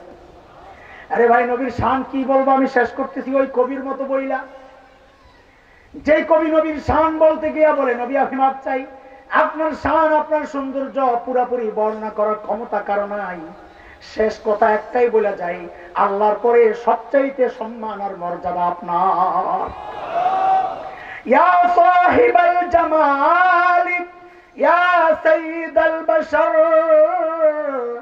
মিন ওয়াজহিকাল মুনীর লাকাদ নাওয়ারাল কমর لا يمكن الثناء كما كان حقه بعد خدا بزرگ تو ही किस्सा मुख्तसर। ও সৌন্দর্যের বরপুত্র, ও মানুষের নেতা সর্দার, আপনার চেহারার দিকে তাকাইলে মনে হয় ওই চাঁদ আলোকিত হয়েছে আপনার চেহারার একটু আলো পেয়ে। আপনার প্রশংসা আমার পক্ষে করা সম্ভব না, কারো পক্ষেই করা সম্ভব না। শেষ একটা কথা বলে দিই, ও নবী, আল্লাহর পরে আপনার মর্যাদা সবচেয়ে বেশি। আমার কথা শেষ, কিন্তু 3 নাম্বার ইনজেকশনটা তো রয়ে গেছে না? রয়ে গেছে। তো শোনো, হুজুর আস্তে আস্তে আমি ইনজেকশনটা দিয়ে লাই, তোমরা ইনজেকশন খায়া রেডি হয়ে বসো। ওই ইনজেকশন দেওয়ার আগে 2টা উদাহরণ দিয়া তোমার থেকে কিছু ওয়াদা নেওয়া লাগবে আমার। 1 নম্বর উদাহরণ বুঝো আগে, এরপরে বিষয়ে ঢুকবো। পাবলিক ডাইরে ঢুকলে তো বুঝতে চায় না। আগে একটা উদাহরণ শোনো। মানুষ এখন বড় সচেতন। ফার্মেসিতে গিয়ে ওষুধ কিনতে গেলে এখন সর্বপ্রথম কি দেখে? ডেট এক্সপায়ার কবে, এক্সপায়ার ডেট কবে দেখেনি? যদি দেখে 1 মাস আছে, তা আমরা পরিভাষা, আমি তো ফার্মেসি ওষুধের ব্যবসা করতাম একশো, তা আমরা বলতাম শর্ট ডেটের মাল, এটা চলবে না, নতুন মাল দাও। আর যদি দেখে 1 মাস ডেট ওভার হয়ে গেছে, তাহলে ওষুধ নিবে? আরে খাও বলো। আর যদি দেখে 1 বছর পার হয়েছে, খাইব কেউ ওই ওষুধ? এটা কে ওষুধ আছে না বিষ? আরে জোরে বলো, সবাই বলা লাগবে না। ধোকা দিবা তোমরা আমারে, পরে ধোকা দিবা, ইঞ্জেকশন সময় করবা না, আমার ইঞ্জেকশন লাগবে না। বলো এই ওষুধ কেউ খাবে? কয় বছর গেছে? মাত্র 1 বছর। কি বলো এটার ওষুধ নাই, কি হয়ে গেছে? কথা ঠিক আছে তো? নাম্বার 1। উদাহরণ নাম্বার 2, নতুন জামাই এখনো বিয়ে করে নাই, বর যাত্রা গেছে শ্বশুর বাড়ি, আসার সময় রাস্তায় জ্যাম পড়ে গেছে। তো যাইতে যাইতে দিন ছোট, 4টা বেজে গেছে। মেয়ের বাবা বলে বিয়ে শাদী পরে হবে, আগে খায়ালো। এটা শ্বশুর বাড়ি দেখে বলছে, বক্তা করে বলে না, দেরি হলে হুজুর মানুষ যাবো গা, খাওয়ান পরে আগে বয়ান করে লোন। তো যেহেতু জামাই, তো মায়ের বাবা কি বলে যে আগে খাওয়া দাওয়া সারেন, তারপরে বিয়া। আরে বুঝছেন নি কথা? তো জামাইয়ের সামনে বিশাল এক ডিশ দিছে, ডিশ, আস্তা মুরগি, আস্তা খাসি, পোলাও, কোরমা, শিক কাবাব, জালি কাবাব, বড়ি কাবাব, টিক্কা, এইটা সেটা দিয়ে মানে পুরা স্পেশাল সবচাইতে ভালো ভালো খাবারগুলো এখানে জমা করছে জামাই বাবু। মানুষ সবচেয়ে বেশি আদর পায় কোন জায়গায়? শ্বশুর বাড়ি বলে জামাই আদর। সবচেয়ে বেশি আদর করে কে? পিড়ায় এত রাড্ডি, আমি পোল্ট্রি মারো জালেম কোথাকার। সবচেয়ে বেশি আদর করেন মা, আর সবচেয়ে বেশি আদর দেখান শাশুড়ি। গাদা কোন জায়গায় কোনটা বলবো এটাও বুঝে না। বল আমার সাথে আবার তওবা কইরা, সবচেয়ে বেশি আদর করেন কে? সবচেয়ে বেশি আদর দেখায় কে? তারপরেও শর্ত আছে, যদি যৌতুক না নাও, তাহলে দেখানো বা। জামাইয়ের সামনে বিশাল ডিশ, কিন্তু আল্লাহর বান্দার এই জায়গায় মনোযোগ নাই। পোলাপান মনোযোগ দিয়ে আমার শেষ ইঞ্জেকশন, এই জায়গায় জামাইয়ের মনোযোগ নাই। কোন জায়গায়? ডেকোরেটরের পক্ষ থেকে ওই সাইডে একটা টুকরি রাখা হয়েছে, ওই টুকরির মধ্যে মানুষের খাবারের উচ্ছিষ্ট, হাড্ডি হুড্ডি, ওই যে লেবুর সিলকা, আবার ওই বাচ্চা কাচ্চারা যে পোলাও খাইছে, এই একটু উচ্ছিষ্ট গুলা, নাকের শ্রেষ্ঠা মেষ্ঠা রাখছে, মধ্যে আঠালো উঠালো ময়লা, ওগুলো নিয়ে ফেলাইছে। জামাই ওই জায়গায় তাকায় রয়েছে। কিছুক্ষণ পর সারে লাভ দিয়ে উঠছে, এস করছে, দৌড়ে গেছে ওই টুকরির সামনে, যাই ওই জায়গায় হাড্ডি একটা লইছে, লইয়া ওই যে নাকের ময়লা টয়লা সহজে পোলাও পরে রয়েছে, ওইটা এক মুখ দেয়, হাড্ডিটার একটা সাবানি দেয়, লেবুতে রস নাই, সিলকার কামড় দিয়ে খাইতেছে খুব মজা করে। এর কি ভাব খাইতেছে। মেয়ের বাপ দূর থেকে এই দৃশ্য দেখছে, আল্লাহ এটা কোন জামাই। আচ্ছা এবার তোমরা বলো, এই ছেলে পাগল না সুস্থ? এইরকম বললে আমি সামনে আগে পারবো না, সবাই বলা লাগবে এই ছেলে পাগল না সুস্থ? সবাই সবাই একসাথে, এই ছেলে পাগল না সুস্থ? কেন পাগল বললা? যে তোর সামনে সবচেয়ে দামি খাবার, এটা বাদ দিয়া তুই গেছিস ওই বাসি উচ্ছিষ্ট মানুষ খাইয়া ফেলাই দিছে নষ্ট খাবারটা খাইতে, তো তুই তো সুস্থ না, তুই তো কি? আবার বলেন তো, সবাই বলেন তো। বুঝা গেল এই মজলিসে পাগলের অভাব নাই। কেন? আল্লাহ তাআলা এইরকম শ্রেষ্ঠ রাসূল তোমারে দিলেন, তোমার সামনে এইরকম শ্রেষ্ঠ রাসূলের আখলাক, তোমার সামনে এইরকম শ্রেষ্ঠ রাসূলের জামা, তোমার সামনে এইরকম শ্রেষ্ঠ রাসূলের পায়জামা, তোমার সামনে এরকম শ্রেষ্ঠ রাসূলের বিবাহ পদ্ধতি, তোমার সামনে এরকম শ্রেষ্ঠ রাসূলের সূরত, সব বাদ দিয়া তুমি গেছো 1 বছর আগে ডেট এক্সপায়ার হয়ে গেছে, ওই ঔষধ খাইতে রাজি না। 2000 বছর আগে খ্রিস্টান ধর্মের ডেট এক্সপায়ার হয়ে গেছে, ওই ধর্ম তুমি মানতে রাজি। তোমার সামনে নবীর এত সুন্দর আদর্শ, ওইটা বাদ দিয়া তুমি হিন্দুদের কালচার গ্রহণ করো, হিন্দুদের বিয়েগুলো ফলো করো, হিন্দুদের সিরিয়াল দেখা বোর শাড়ি বানায় দাও, বোর থ্রি পিস বানায় দাও। বুঝা গেল তুমি অসুস্থ না, তুমি আত্মা একটা নাম্বার 1 পাগল। কথা বুঝে আসতেছে? ইঞ্জেকশনটা বেশি করা হয়ে গেছে না? জায়গা মতো লাগছে? উপকার হবে না ইনশাআল্লাহ। এখন বলো সুস্থ থাকবা না পাগলের কাতারে নাম লেখাবা? আজকের এই তাফসীর মাহফিল ওয়াদা, সুস্থ না পাগল? আমরা সুস্থ না পাগল? সুস্থ যদি প্রমাণ দিতে হয় তাহলে এই ডিশ থেকে অন্তত একটা গোস্তের টুকরা তো খাওয়া দরকার। আমি সুস্থ এটা বুঝাইতে হইলে কমপক্ষে একটা টুকরা এখান থেকে খাই, অন্যটি না খাই। একটা টুকরা খাইয়া মায়ের জামাইরে মায়ের বাবারে বুঝাইয়া দেই আমি সুস্থ, এখন আমি খুব ক্লান্ত, আনিজি লাগতেছে, শ্বশুর বাড়িতে আসছি, আমি একটু খাইলাম, পরে খামো, শাশুড়ি যারা দিব পরে আরো খাওয়ান তো রয়ে গেছে জান্নাতে আর কি, ওইটি খামো। এই ডিশ থেকে একটা গোস্তের টুকরা খাইতে রাজি? হযরতে হালিমা বলেন আমি আমার স্বামীকে যায়া বললাম খালি হাতে যাওয়ার চেয়ে ওই এতিম বাচ্চাটারে নিয়ে নেই, কপাল দিয়ে খরচে, আসল কথা ওইটা। হযরতে হালিমা বলেন আমি যখন আমার বোন আমিনার ঘরে গেলাম আর বাচ্চাটার মুখের দিকে তাকায়া আর চোখ ফিরাইতে পারি না, আরে কি চাঁদের টুকরা আল্লাহ বানাইছে। বলে দ্রুত যায়া বাচ্চাটারে বুকের সাথে জড়াইয়া নিলাম। বলে যেই না বুকের সাথে জড়াইছি অমনি মনে হইল যেন বাচ্চাটা আমার বুকের সাথে আঠার মতো লেগে গেছে, আর ছুটাইতে পারি না। স্বামীকে যা বললাম টাকা পয়সা লাগবে না, মনে হয় যেন বড় একটা নিয়ামত পাইয়া গেছি, চলেন। মুসলমান মনোযোগ দিয়ে কথাটা শুনো, আমার দ্বিতীয় পয়েন্টের কথা। হযরতে হালিমা বলেন আমি যখন আমার বাহনের মধ্যে আমার বাচ্চারে, আমার কুরাইশী সন্তানকে যখন বুকের মধ্যে নিয়ে আমার বাহনে যায় বসলাম, আমার স্বামী যায় আমার সামনে উঠলো, অমনি বাহনটা বসে একদম চুপ হয়ে গেছে, লড়ে চড়ে না। বলে গুতা দিই লড়ে চড়ে না। হযরতে হালিমা বলেন আমার একটু একটু সন্দেহ হইতেছিল, আগের থেকেই মনে হইতেছিল যেই মেহমান সাথে নিয়েছি এই মেহমান কিন্তু জেনতেন মেহমান না। আমার স্বামীকে বললাম দেখি আপনি একটু নাইমা দাঁড়ান তো। যেই না আমার স্বামী বাহন থেকে নেমে দাঁড়ালো অমনি বাহনটা লাফ দিয়ে উঠে গেল। আমার স্বামীকে বললাম দেখি আপনি আবার একটু উঠেন। আমার স্বামী আবার একটু উঠলেন, যেই না উঠছেন বাহন আবার ঠাস করে বসে পড়ছে।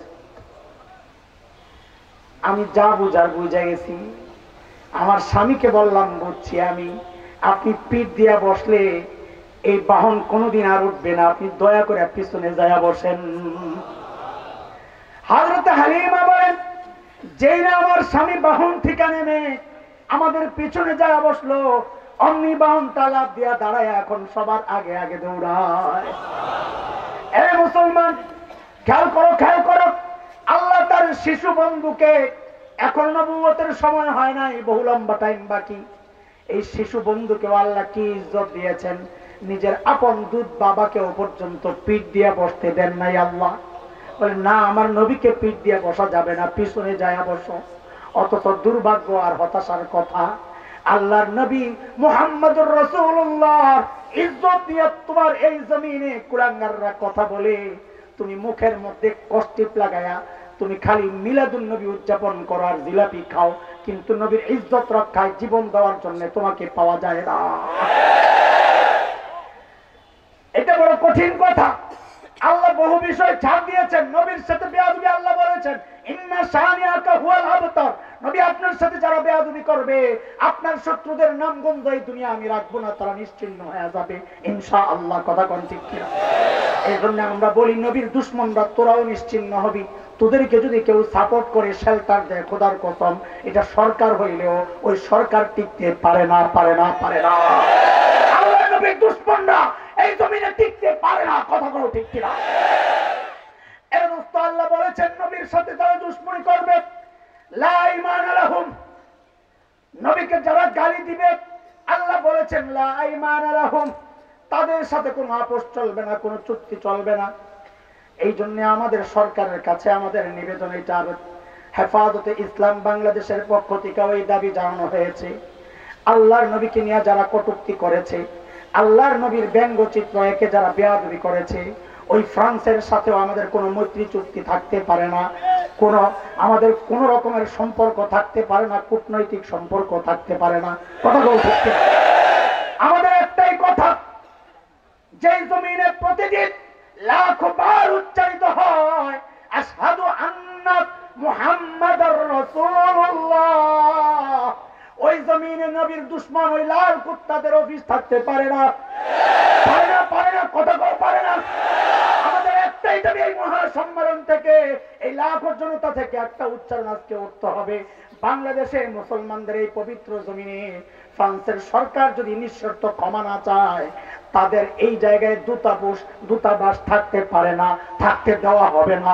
যদি সরকার ব্যবস্থা না হয়, না নেয়, ইমানদার তৌহিদ জনতা, নবী প্রেমিক প্রয়োজনে একটা খুলা খুলা ফ্রান্সের দূতাবাসকে ছিন্ন বিচ্ছিন্ন টুকরা টুকরা করে দেওয়া হবে।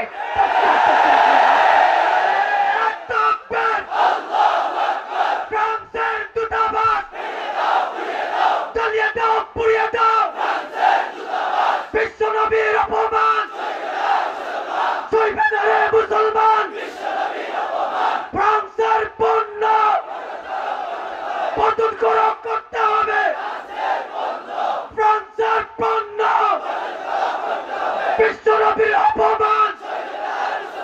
জিহাদ জিহাদ জিহাদ চাই, সাবিলুনা সাবিলুনা, তরিকুনা তরিকুনা।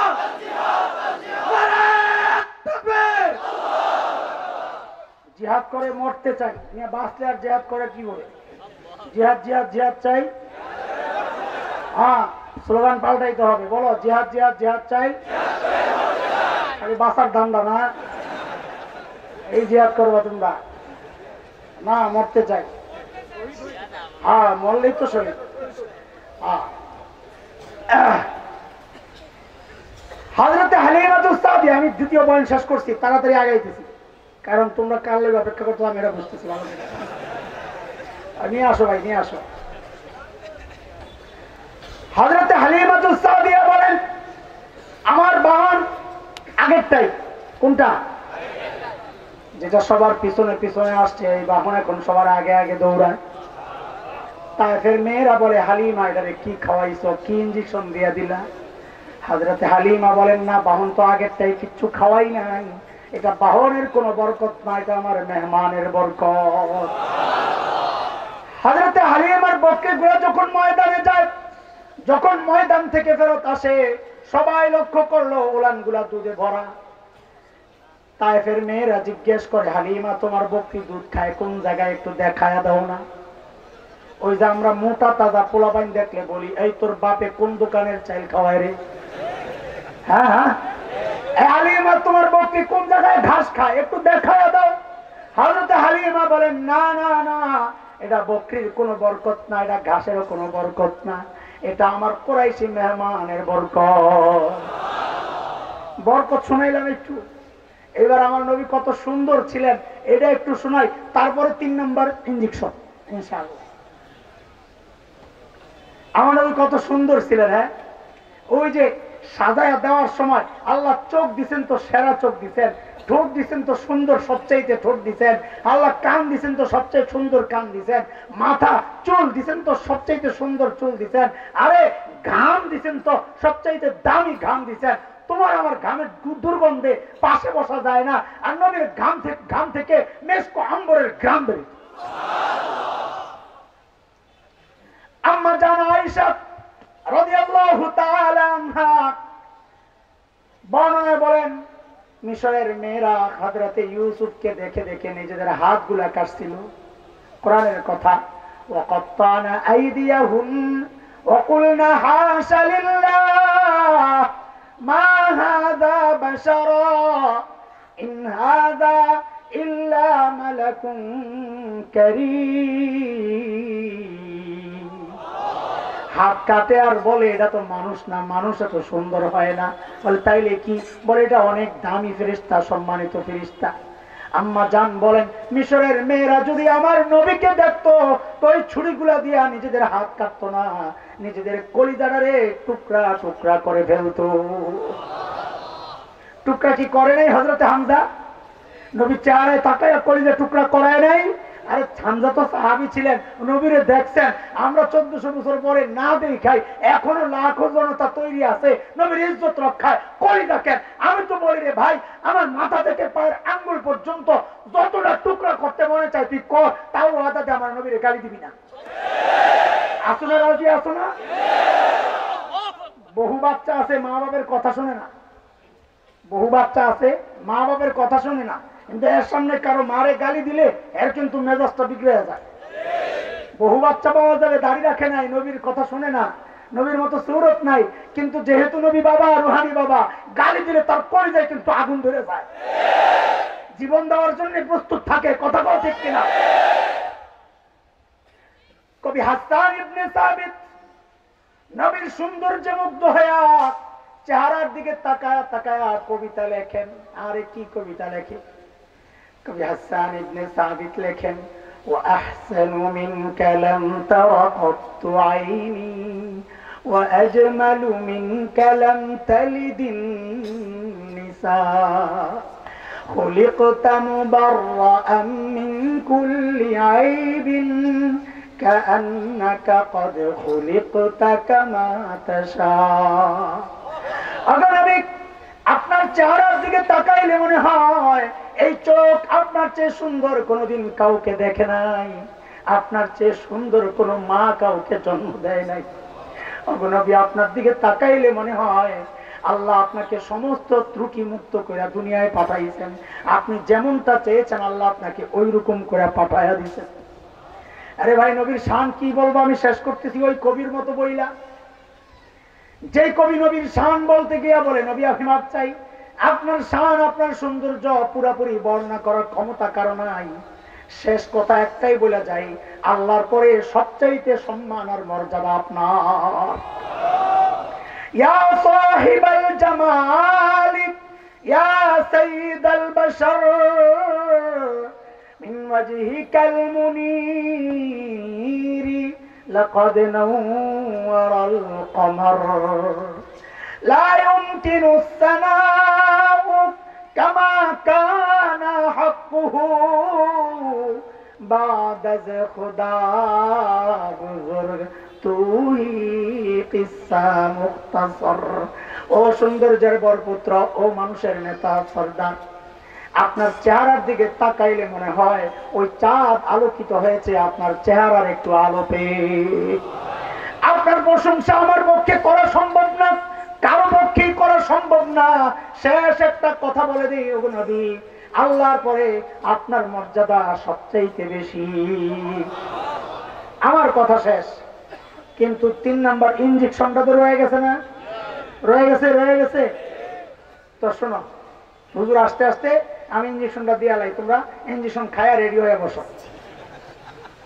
ওই ইঞ্জেকশন দেওয়ার আগে 2টা উদাহরণ দিয়া তোমার থেকে কিছু ওয়াদা নেওয়া লাগবে আমার। 1 নম্বর উদাহরণ বুঝো আগে, এরপরে বিষয়ে ঢুকবো। পাবলিক ডায়রে ঢুকলে তো বুঝতে চায় না। আগে একটা উদাহরণ শোনো। মানুষ এখন বড় সচেতন। ফার্মেসিতে গিয়া ওষুধ কিনতে গেলে এখন সর্বপ্রথম কি দেখে? ডেট এক্সপায়ার কবে, এক্সপায়ার ডেট কবে দেখেনি? যদি দেখে 1 মাস আছে, তা আমরা পরিভাষা, আমি তো ফার্মেসি ওষুধের ব্যবসা করতাম এসো, তা আমরা বলতাম শর্ট ডেটের মাল, এটা চলবে না, নতুন মাল দাও। আর যদি দেখে 1 মাস ডেট ওভার হয়ে গেছে, তাহলে ওষুধ নিবে? আরে খাও বলো। আর যদি দেখে 1 বছর পার হয়েছে, খাইব কেউ ওই ওষুধ? এটা কে ওষুধ আছে না 20? আরে জোরে বলো, সবাই বলা লাগবে না। ধোকা দিবা তোমরা, আমার পরে ধোকা দিবা, ইঞ্জেকশন সময় করবা না, আমার ইঞ্জেকশন লাগবে না। বলো, এই ওষুধ কেউ খাবে? কয় বছর গেছে? মাত্র 1 বছর। কি বলো, এটার ওষুধ নাই, কি হয়ে গেছে? কথা ঠিক আছে তো? নাম্বার 1। উদাহরণ নাম্বার 2, নতুন জামাই এখনো বিয়ে করে নাই, বরযাত্রা গেছে শ্বশুর বাড়ি, আসার সময় রাস্তায় জ্যাম পড়ে গেছে, তো যাইতে যাইতে দিন ছোট, 4টা বেজে গেছে। মেয়ের বাবা বলে বিয়ে শাদী পরে হবে, আগে খায়ালো। এটা শ্বশুর বাড়ি দেখে বলছে, বক্তা করে বলে না, দেরি হলে হুজুর মানুষ যাবো গা, খাওয়ান পরে আগে বয়ান করে লোন। তো যেহেতু জামাই, তো মায়ের বাবা কি বলে যে আগে খাওয়া দাওয়া সারেন, তারপরে বিয়া। আরে বুঝছেন নি কথা? তো জামাইয়ের সামনে বিশাল এক ডিশ দিছে, ডিশ, আস্তা মুরগি, আস্তা খাসি, পোলাও, কোরমা, শিক কাবাব, জালি কাবাব, বড়ি কাবাব, টিক্কা, এইটা সেটা দিয়ে মানে পুরা স্পেশাল সবচাইতে ভালো ভালো খাবারগুলো এখানে জমা করছে। জামাই বাবু, মানুষ সবচেয়ে বেশি আদর পায় কোন জায়গায়? শ্বশুর ভাই বলে জামাই আদর। সবচেয়ে বেশি আদর করে কে? পিড়ায় এত গাড়ি আমি পোল্ট্রি মারো জালেম কোথাকার। সবচেয়ে বেশি আদর করেন মা, আর সবচেয়ে বেশি আদর দেখান শাশুড়ি। গাদা কোন জায়গায় কোনটা বলবো এটাও বুঝে না। বল আমার সাথে আবার তওবা কইরা, সবচেয়ে বেশি আদর করেন কে? সবচেয়ে বেশি আদর দেখায় কে? তারপরেও শর্ত আছে, যদি যৌতুক না নাও তাহলে দেখানো বা। জামাইয়ের সামনে বিশাল ডিশ, কিন্তু আল্লাহর বান্দার এই জায়গায় মনোযোগ নাই। পোলাপান মনোযোগ দিয়ে আমার শেষ ইঞ্জেকশন। এই জায়গায় জামাইয়ের মনোযোগ নাই। কোন জায়গায়? ডেকোরেটরের পক্ষ থেকে ওই সাইডে একটা টুকরি রাখা হয়েছে।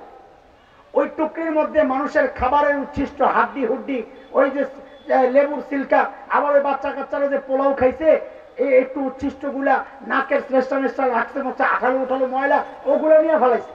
জামাই ওই জায়গায় তাকায় রয়েছে। কিছুক্ষণ পর সারে লাভ দিয়ে বসতে আস করছে, দৌড়ে গেছে ওই টুকরির সামনে, যাই ওই জায়গায় হাড্ডি একটা লইছে, লইয়া ওই যে নাকের ময়লা টয়লা সহজে পোলাও পরে রয়েছে ওইটা এক মুখ দেয়, হাড্ডিটার একটা সাবানি দেয়, লেবুতে রস নাই, সিলকার কামড় দিয়ে খাইতেছে খুব মজা করে। এর কি ভাব খাইতেছে। মেয়ের বাপ দূর থেকে এই দৃশ্য দেখছে, আল্লাহ এটা কোন জামাই। আচ্ছা এবার তোমরা বলো, এই ছেলে পাগল না সুস্থ? এইরকম বললে আমি সামনে আগে পারবো না, সবাই বলা লাগবে এই ছেলে পাগল না সুস্থ। সবাই সবাই একসাথে, এই ছেলে পাগল না সুস্থ? কেন পাগল বললা? যে তোর সামনে সবচেয়ে দামি খাবার, এটা বাদ দিয়া তুই গেছস ওই বাসি উচ্ছিষ্ট মানুষ খায়া ফেলাই দিছে নষ্ট খাবারটা খাইতে, তো তুই তো সুস্থ না, তুই তো কি? আবার বলেন তো, সবাই বলেন তো। বুঝা গেল এই মজলিস পাগলের অভাব নাই। কেন?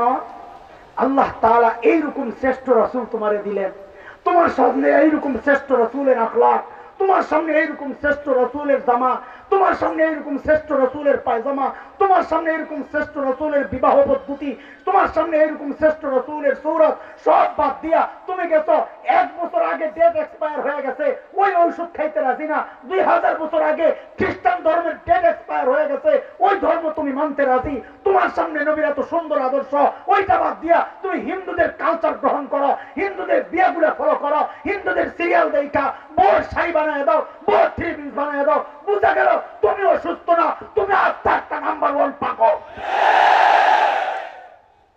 কথা বুঝে আসতেছে? ইনজেকশনটা বেশি করা হয়ে গেছে না? জায়গা মতো লাগছে? উপকার হবে না ইনশাআল্লাহ। এখন বলো, সুস্থ থাকবা না পাগলের কাতারে নাম লেখাবা? আজকের এই তাফসীর মাহফিল ওয়াদা, সুস্থ না পাগল? আমরা সুস্থ না পাগল? সুস্থ যদি প্রমাণ দিতে হয় তাহলে এই ডিশ থেকে অন্তত একটা গোস্তের টুকরা তো খাওয়া দরকার। আমি সুস্থ এটা বুঝাইতে হইলে কমপক্ষে একটা টুকরা হ্যাঁ দিয়ে খাই, অন্যটি না খাই। একটা টুকরা খাইয়া মায়ের জামাইরে মায়ের বাবারে বুঝাইয়া দেই আমি সুস্থ, এখন আমি খুব ক্লান্ত, আনিজি লাগতেছে, শ্বশুর বাড়িতে আসছি, আমি একটু খাইলাম, পরে খামো, শাশুড়ি যারা দিব পরে আরো খাওয়ান তো রয়ে গেছে জান্নাতে আর কি, ওইটি খামো। এই ডিশ থেকে একটা গোস্তের টুকরা খাইতে রাজি? মাত্র একটা? সবাই ইনশাআল্লাহ? এখন তো দাঁড় করালে দেখা যাবে যে বেশিরভাগই করবো না, আমার কাছে পচাটাই মজা। ডিশ থেকে কয়টা গোস্তের টুকরা খাওয়ানো? কয়টা? তাইলে মাত্র নবীর একটা সুন্নতের ওয়াদা দিবা। আজকে এই মুহূর্তে নগদ কালেকশন, যারা এই পর্যন্ত দাড়ি কাটতা আজকে ওয়াদা দিবা যে না আমি পাগল না, আমি সুস্থ, আমি ওই 2000 বছর আগের ডেট এক্সপায়ার হওয়া এই চেহারা নিয়ে নবীর সামনে দাঁড়াবো না, আমার নবীর সুরত ধইরা দাড়ি নিয়ে আমি নবীর সামনে দাঁড়াবো। ওই ডিশ থেকে, জামাইয়ের ডিশ থেকে উন্নত খাবারটা আমি খাইতে চাই। মাত্র একটা গোস্তের টুকরা খাইয়া প্রমাণ দেওয়া লাগবে যে আমি সুস্থ। দেখি কে কে ওয়াদা করবা, যার দাড়ি আছে সে না, যে দাড়ি কাটতা এখন ওয়াদা করবা এই মুহূর্ত থেকে তওবা করলাম আর জিন্দেগিতে নবীর কলিজায় প্লেট লাগাবো না। দাঁড়াও দেখি, আল্লাহু আকবার। দাঁড়াও, হাত তুলবে না, দাঁড়াও, মাশাআল্লাহ, দাঁড়াও, আল্লাহু আকবার, আল্লাহু আকবার, দাঁড়াও, আল্লাহু আকবার, আল্লাহ তাকবীর, নারায়ে তাকবীর, সুন্নতে রাসূলুল্লাহ, সুন্নতে রাসূলুল্লাহ, আশিকে রাসূলুল্লাহ। আনসারুল্লাহ, নারায়ে তাকবীর। ওয়াদা ইনশাআল্লাহ। বন্ধনওয়ালারা যদি আবার দাওয়াত দেয়, না দেওয়ারই সম্ভাবনা, লিবারে তো গলা ভাঙ্গা থাকে দেখা যায়। যদি আবার দাওয়াত দেয় তো আগামী বছর দাড়ি নিয়ে আমার সাথে সাক্ষাৎ করা লাগবে ইনশাআল্লাহ। তো 9টা 10 বাজে না, আমার তো 9টা বলছি, আমি তাড়াতাড়ি গুছাই আনলাম। এখন বলবে 9:30 তো হবে না।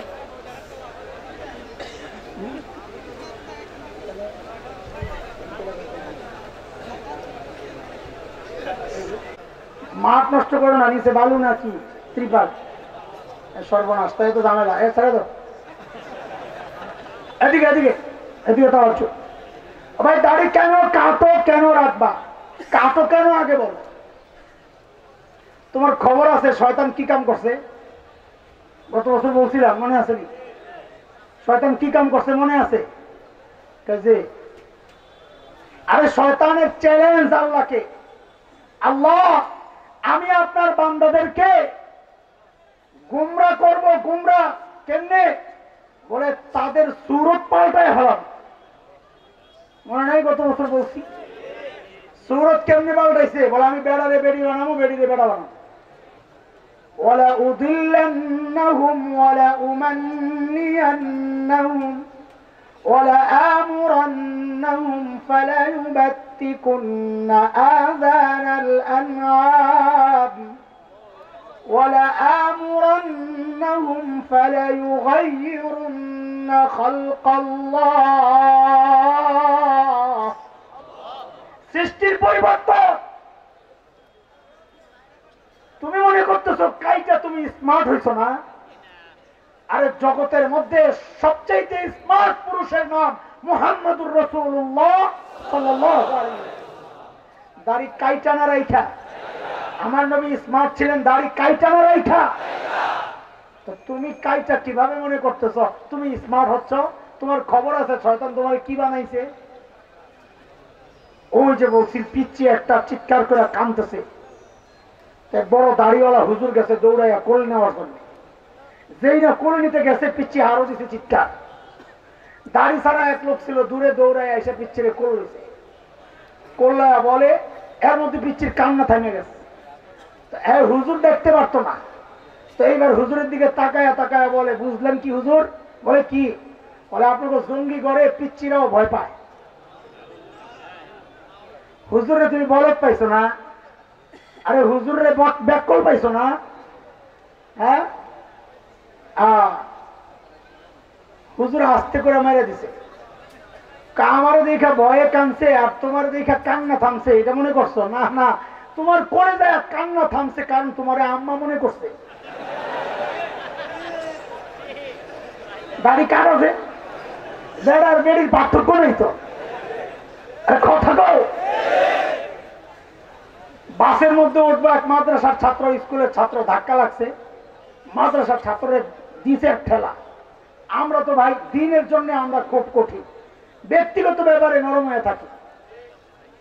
এটা সাহাবেদের সুন্নাহ। আশিদ্দাউ আলাল কুফার রুহামাউ বাইনাহুম। ধাক্কা খাইছে তো হুজুর তো স্টিল বডি। হুজুরের বডি কি? তুই খাস ফারম, আমি খাই একদম ভিটামিন ডাইল। ডাইল পাতলা ডাইলের পানি পুরাটাই ভিটামিন, খাই পুরা শক্তি। তুই তো ওই ফার্মের মুরগি খাইতে খাইতে পুরা লুজ হয়ে রয়েছিস। তো পোলায় ধাক্কা খায়, মেজাজ খারাপ, যায় বসছে সিটে ওই পাশে, হুজুর বসছে এই পাশে, মাদ্রাসার ছাত্র। এর মধ্যে কলেজের বেড়ি একটা উঠছে মাইয়া। তো আল্লাহ পাকের খাস রহমত, আমগো হুজুরগো পাশে মেয়েরা বসে না, এটা আল্লাহর খাস রহমত। এই লেবাসটাও আমরা বহু গুণা থেকে বাঁচাইয়া দেয়। ঠিক কথা। মেয়ে যায় বসছে ওই কলেজের ছেলের সাথে। কলেজের পোলায় তো পুরা পাইছে একটা উসিলা, আস্তে করে হুজুর দেখলা তোম করে মাইয়ারা পছন্দ করে না। হুজুর কা গাদা তোর কাছে বসছে কি জন্য? তোর আপন জন, তোর স্বজাতি মনে করছে, মাইয়া মনে করে বসছে তোর লোকে। আমার বেড়া মনে করে আমার লোকে ভয় নাই। তুমি দাড়ি কাটতেছো কেন বলো? শয়তান তোমার বেড়ি বানায় ছাইয়া দিছে, বেহায়া কোথাকার। তোর লজ্জা লাগে না? তোর বেড়ির একরকম দেখা যায়, এরপরেও তো কাটিস। তো তোরা এখন দেখা দেখা মানুষ আসবে, ওই যে বেরিয়ে যায়। খেয়াল করে, দান দান দান। হাকিম মোহাম্মদ মুজাদ্দিদ মিল্লাত হযরত মাওলানা আশরাফ আলী থানভী রাহমাতুল্লাহি আলাইহি বড় খলিফা খাজা আজিজুল হাসান মজজুব রাহমাতুল্লাহি আলাইহি কেউ জিজ্ঞেস করছেন, হযরত আল্লাহর সামনে আপনি কি আমল নিয়ে দাঁড়াবেন? বড়রা তো আমাদের মতো না, আমরা আমল করি অল্প, মনে করি বহু কিছু করে ফেলছি। বড়রা আমল করেন অনেক, আর ভাবেন কিছুই করতে পারি নাই। খাজা আজিজুল হাসান মজজুব বলেন, আরে মালিকের সামনে পেশ করার মতো আমার তো কোনো আমল নাই। হ্যাঁ, আমি একটা কাজ করব, মনে মনে আশা করে রাখছি। বলে কি করবেন? বলে আমি আমার মালিকের সামনে দাড়িগুলো এমনি ধরবো, আমার মালিকের সামনে দাড়িগুলো এমনি ধরবো, ধরে বলবো, তেরে মাহবুব কি আরব शबाहत लेकर आया हो, हकीकत तो इसको कर दे, मैं सूरत लेकर आया हूँ। अब मालिक আমার কোনো আমল তো নাই তোমার সামনে পেশ করার মতো। হ্যাঁ, আমি তোমার হাবিবের সুরতটা ধইরা তোমার কাছে আসছি। আমি জানি তোমার হাবিবেরটা আসল, আমারটা নকল। আল্লাহ তুমি আমারটারও আসল হিসাবে কবুল ও মঞ্জুর করে নাও। এর দোস্ত, এই সূরতের কত দাম তুমি জানো নি? এই সূরতের কত দাম তুমি জানো? এক মায়ের কাছে মৃত সন্তানের ছবি, মা ছবিটারে গাল লাগায়, ঠোঁটে লাগায়, কপালে চুমু খায়, কারে হারে আমার কলিজার টুকরা। বলো তো, এই ছবির মধ্যে গোশত আসেনি 2-1 কেজি, হাড্ডি আসেনি, কিচ্ছু নাই। একজন আইসা বলে, এই ছবিটা নিয়ে তুমি এমন কেন করতেছ? ছবিটারে পুরো পুরো। মা জবাব দেন, না, আমার কলিজার ধনের ছবি, আমি পড়তে রাজি না, আমি পড়তে পারবো না। এটা আমার কলিজার টুকরার ছবি। এরে দোস্ত, সন্তানের মতো দেখতে, শুধু একটু গোশত নাই, হাড্ডিও নাই, কিচ্ছু নাই, তাই মাই ছবি পড়তে রাজি না। মা তার সন্তানকে যতটা মহাব্বত করে, আল্লাহ তার নবীকে তার চেয়ে 1000 কোটি গুণ বেশি মহাব্বত করেন। মা যদি সন্তানের মহাব্বতের কারণে এই ছবিটা পড়তে রাজি না হয়, আমরা এই দাড়িওয়ালারা আশাবাদী, ইনশাআল্লাহ ইনশাআল্লাহ আল্লাহ তার হাবিবের মহাব্বতের কারণে হাবিবের সূরতওয়ালাদেরকেও জাহান্নামের আগুনে পোড়াবেন না, ইনশাআল্লাহ ইনশাআল্লাহ ইনশাআল্লাহ। আরে দোস্ত, তোমার কি একটু মন চায় না তোমার মুখটা নবীর মতো হোক? মনে চায় না? সাহাবীদের হালত কেমন ছিল? এক হাবশি সাহাবী, হাবশি নিগ্রো, যাদের চুল তো শক্ত, কোকড়ানো না, শক্ত, আঁচড়ানো যায় না, এদিক সেদিক নেওয়া যায় না, যা আছে তাই। এখন ওই সাহাবীর দিলে বড় আফসোস, আরে আমার নবীর মাঝখান দিয়া সীতা, 2 পাশে নবী চুলকে হেলাইয়া দিতেন, 2 পাশে, মাঝখানে সীতা। সাহাবীর আফসোস, আমার নবীর মাথার মতো আমার মাথাটা কেন হইল না, কেন আমার মাঝখান দিয়া ফাঁক হয় না? যায়া কি করছে, লোহা একটা গরম করছে, লোহা গরম, টক টক লাল, আস্তে করে লোহা দেয় না, ঠিক মাথা বরাবর এরকম লাগাই দিচ্ছে, পুইরা একদম চুল চামড়া পুইরা মাঝখানে ফাঁক হয়ে গেছে। সঙ্গীরা জিজ্ঞেস করে, রে পাগল, তুই কি করলি? এটা ব্যথা পাস নাই? বলে, ব্যথা তো পাইছি এই জায়গায়, কিন্তু কলিজার ব্যথা আমার নবীর মতো আমার মাথাটা কেন হইল না? ওই ব্যথা এখন আর নাই, আমার নবীর মতো আমারও মাঝখান দিয়া ফাঁক হয়ে গেছে। তোমার কি মনে চায় না একটু এই চেহারাটা নবীর মতো বানাইতে? এই মুখটা তুমি কল্লা দিতে রাজি? এই নবীর জন্য কে কে কল্লা দিতে রাজি রে দেখি? হাত নামা তাড়াতাড়ি, হুজুর আসতেছে। আমি এই জন্য উড়াই নাই, হাত না, কল্লা দিতে পুরাটা, কল্লা দিলে কি এর দূর থাকবো না? পুরাটা পুরাটা দিতে রাজি। আমি আপাতত পুরাটা চাই নাই, খালি সামনের অংশটা চাইছি, নবীরে দিয়ালা, নবীর যা যা আছে এটার মধ্যে আর হাত দিবি না ইনশাআল্লাহ। কাজে আছে ইনশাআল্লাহ। আর স্লোগান দাও, হুজুর আসছে, প্রধান বক্তার আগমন, ওই যে যেমনে কইছি ঈসা আলাইহিস সালাম যেমনে কইছে, এবার স্লোগান দাও, আসসালামু আলাইকুম ওয়া রাহমাতুল্লাহি ওয়া বারাকাতুহু।